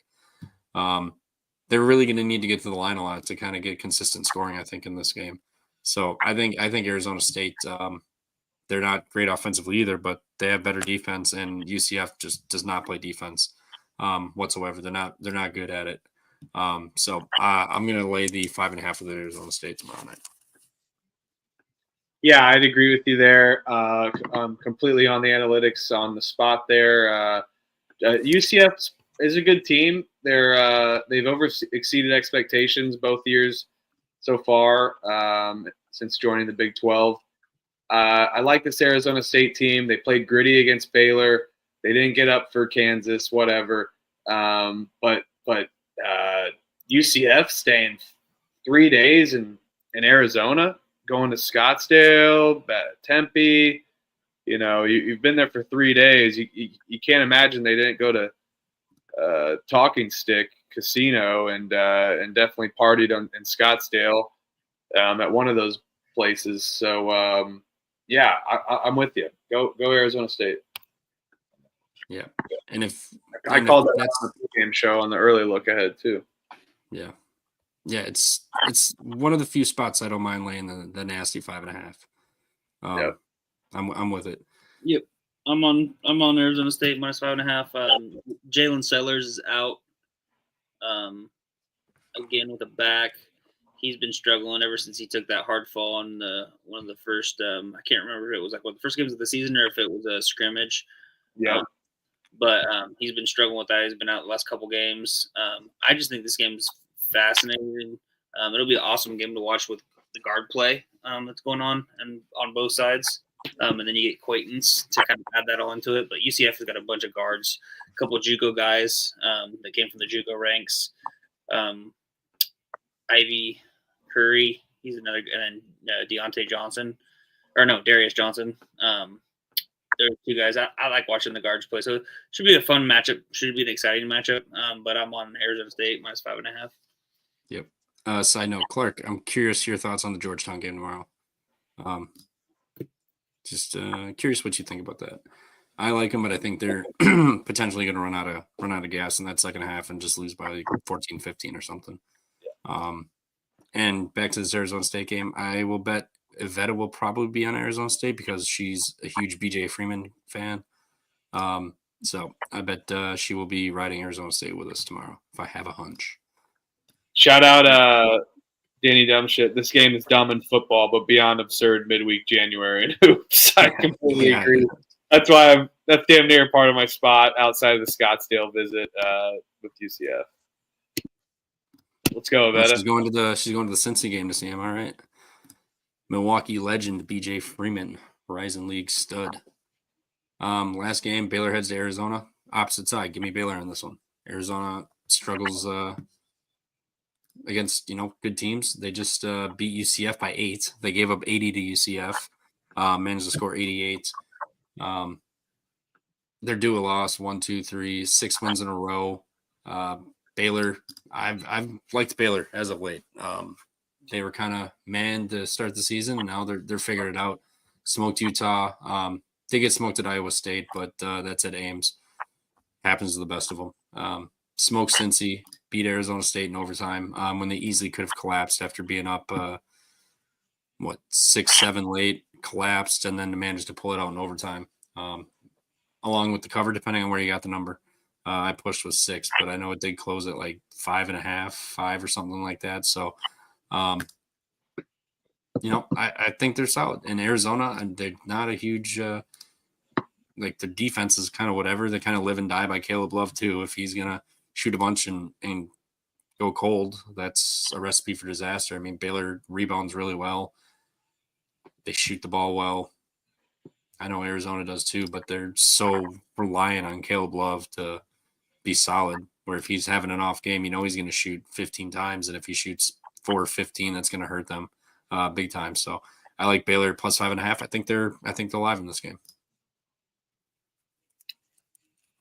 Yeah, I'm going to agree with you on that one too. In both those Arizona games, I don't love this Arizona team. They definitely put on for their road tour in the Midwest, going into Cincinnati, going into West Virginia, and dominating. But I kind of think Baylor could potentially be live here as well.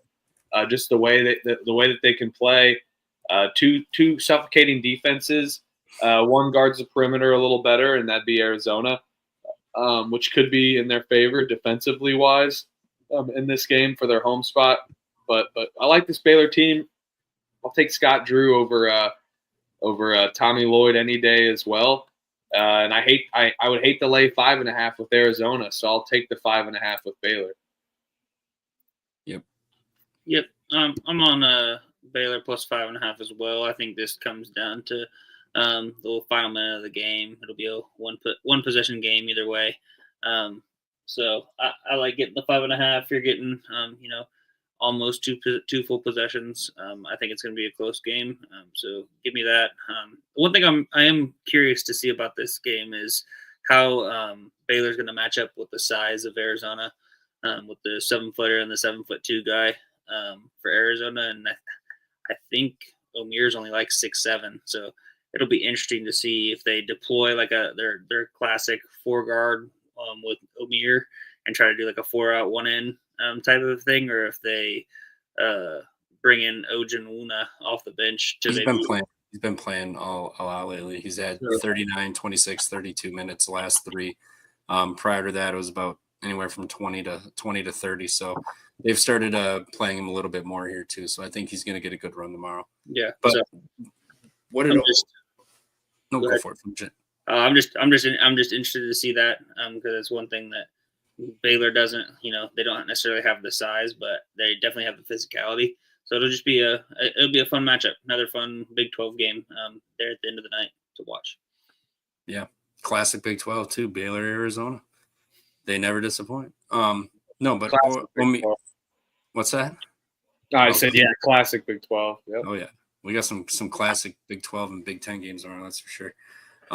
No, Omir in Miami, he was always undersized and he was always down low, and he handled his own. He was really good. He plays physical. So we'll see how these West Coast teams, if they crumble with a little bit of physicality and whatnot against him. But they're definitely going to run him, and Ojinwuna is gonna get some run tomorrow for sure, especially since they have 2 7-footers. Omir's going to need the help, so they're going to run him. VJ Edgecombe's been really good. Jeremy Roach, Jalen Nunn. I know they're still down. I think Celestine was out again last game. Yep, he was out again. Yeah. Amen, Langston Love. And Langston Love, yeah. But I'm guessing they've got to be close to coming back. But I still like Baylor in this one. Just Omir's got the physicality. VJ Edgecombe's got the athleticism and the ability to score, and up and down. I mean, he's really fucking awesome to watch. So I like Baylor to keep this close. I think they're live to win this game tomorrow night. Classic Duke versus Baylor. Jeremy Roach versus Duke versus North Carolina. Jeremy Roach versus Caleb Love.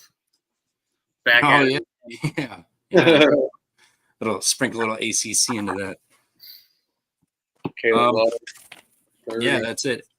Clark does say Jaden Epps is playing 100% playing tomorrow, probably starting. So he thinks 9.5 is just a bit too much. I think first half is probably honestly the better way to attack Georgetown, just because we know St. John's notoriously starts slower this year and just kind of turns it on second half. And I think Georgetown could run out of gas second half. So we'll see how we'll see how I'm feeling. Maybe I want to get spicy and play Georgetown first half with the points, and then at halftime take St. John's if Ninja Sharp. It's just we've seen this a lot from St. John's. They just kind of feel you out in the first half and then make the adjustments and run it up on you in the second half. All right. Who wants to kick us off? Yeah, I'll go ahead. Villanova, Kentucky, Ole Miss, also North Texas, Louisville, I got Akron and Belmont battling the boys. Wisconsin, USC, Texas Tech.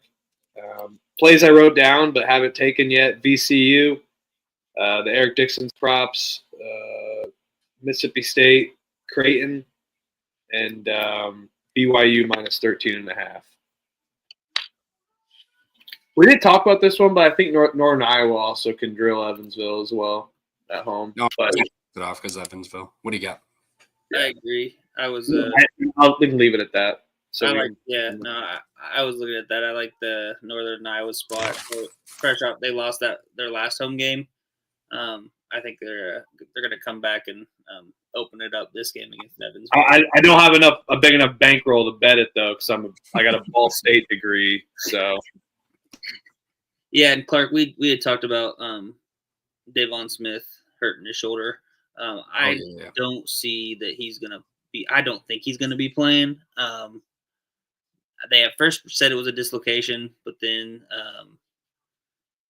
turned around and said it wasn't a dislocation. So probably was more of like a subluxation where it kind of came out on him. He was on the bench with a sling. So I really don't see how he can turn around and be super effective even, 2-3 days later. So I doubt he plays.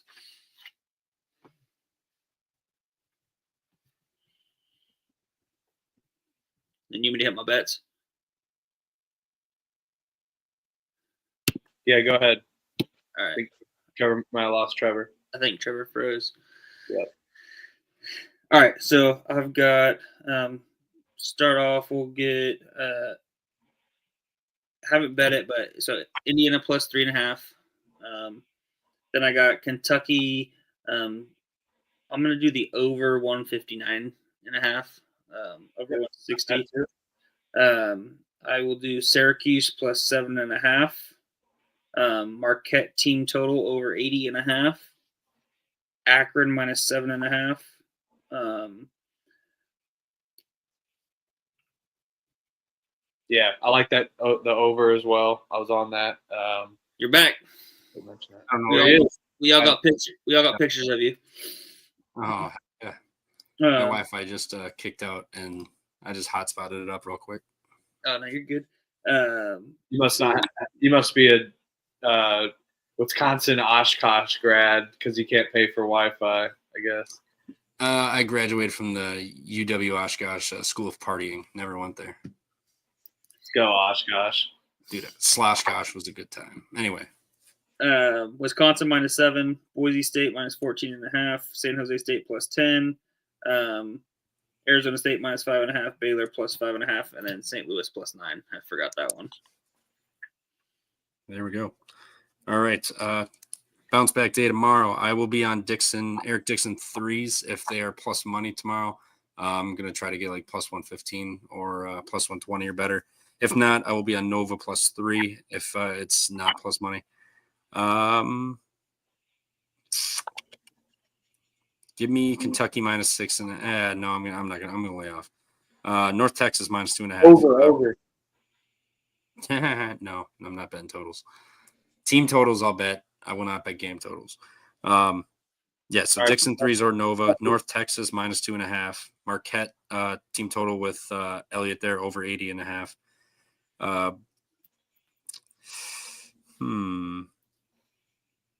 Give me Bowling Green minus 7. BYU minus 13.5. Wisconsin minus 7. San Jose State plus 9.5. Arizona State minus 5.5. And Baylor plus 5.5. Valpo plus 7. Those are my ones. The ones that I do have circled, I have Valpo minus 7 or plus 7. USC minus 2.5. Akron minus 7.5. And Kentucky team total over 83.5. Got those circled, but yeah, just gonna ride those other 8 or whatever for tomorrow. But yes, he has been on fire. It's been awesome. I mean, he gets plenty of volume. Clark's laying it with Duke. You might have to lay it with him. Man, I got that written down. I'm fucking debating. You're just shitting on Miami, and then I'm not even gonna bet it. You know what? I might bet it. What time is that game tomorrow? 7, right? 7? I thought it was 7. 8. 9 your time. It's 8. It's like the prime. It's the 8 o'clock ESPN Central, and then rolls into Baylor and Arizona after that. I We got, may bet it. better tomorrow. I can't just shit on Miami like that, then not even fade them. So I might have to take them. Love it. All right, well that'll do it for us. Appreciate everybody. Chad was jumping tonight. Hasty, Clark, Avetta. We got Coach. Denser was in here. Coach was in here. Danny dumb shit. Danny Dumbshit was in here. Our good new buddy Z Paulson was in here. Got Carlton Banks, Gus Crutch, Gus Polinsky as well too. Yes, Gus Polinsky, the Kenosha Kickers. Denser. My chat won't scroll up anymore. I forget who else was in here. Apologize. Tiny Dick. Appreciate it. Mo Lester, Tiny Dick, Mo Lester. Carlton Banks. Diddy was in here. God, there's another. Yeah, there was some good ones in here tonight. So we appreciate it. Like and subscribe down below. What was that? Dick Trickle. Dick Trickle. Yes. Mason. The legend. Mason was in here. Yes. Roy Munson. There we go. Rip him off. Thanks everyone. We appreciate it. We Trevor and I started this show with CBB Nick last year. I was laying down on my bedroom floor chopping plays to 0 views, but we just do it for the love of the game, and appreciate everyone hopping on and kind of seeing this community we've built. So seriously, thank you, and love the trash talk too. So I love it. Oh yeah. Yep. Hey, you want to do And a Roy Moss. faves? You want to do a faves parlay real quick? Yeah, let's do it. What's your favorite? Give me Marquette team total over 80.5.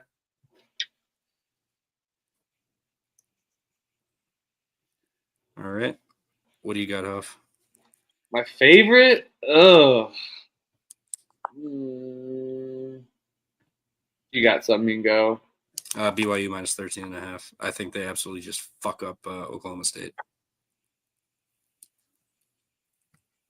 Favorite? I'll take Arizona State on the late window. I almost took the Hoosiers, but I'll back away just because of my fandom. So, What are the odds on that Marquette total? I got minus 115. Minus 115. All right, let me find something that's basically minus 115. I've got it all in here right now. All right, perfect. I just need to do BYU real quick. Oh, here we go. That'll pay out plus 567 on DraftKings. So maybe shop around, find a little better number. But plus 567 for that. Sorry, Huff, you had Arizona State. Yep. Perfect. All right, let's cash another one of these and see you guys back here for another show tomorrow. How's the Wednesday slate looking? Hopefully we got the only thing that's missing tomorrow is a day game. No, Wednesday slate's looking good. It's just your classic Wednesday. SEC, Thursday, ACC. And then your classic Thursday slate too of the West Coast games and the Big West. Yeah. But yeah, you got your normal mid majors on Wednesday, sprinkled in with some random games. But you got Kansas, Iowa State, and you got West Virginia, Houston, Georgia, Tennessee. So some decent games tomorrow. Purdue at Washington, Indiana State at Bradley. Indiana State at Bradley. It's a hell of a game. Texas, Oklahoma, Red River shootout on the hard court. Well, it's the Red River rivalry now. Can't say shootout. No, Red River shootout. Let's go. Is that what they say? Jeez. Yeah, they changed it to the Red River rivalry because because they can't say shootout. it implies guns. Just like this gives you a 15-yard penalty. Guns. Well, up you in knew there. the world was changing when you couldn't even say the world's largest cocktail party in college too. For that changed before the shootout one even. So that's when America really started getting woke and over that bullshit. Thursday, bring your shit kickers because we got Maine and NJIT at 11 a.m. Eastern. So bring your shit kickers to. I'm betting Cheney versus Coppin State at 10 a.m. That's what I'm betting. Hell yeah, Coppin State team total over, baby. They got to score eventually. Oh, Friday is mega small, but we got some good games. All right, cool. Well, rest of the week we will be here. At least two of us will if someone else got something going on, but there will be two of us here. So appreciate everybody. Like, subscribe. Appreciate it. And let's cast some bets, and we'll see you tomorrow. Toodles.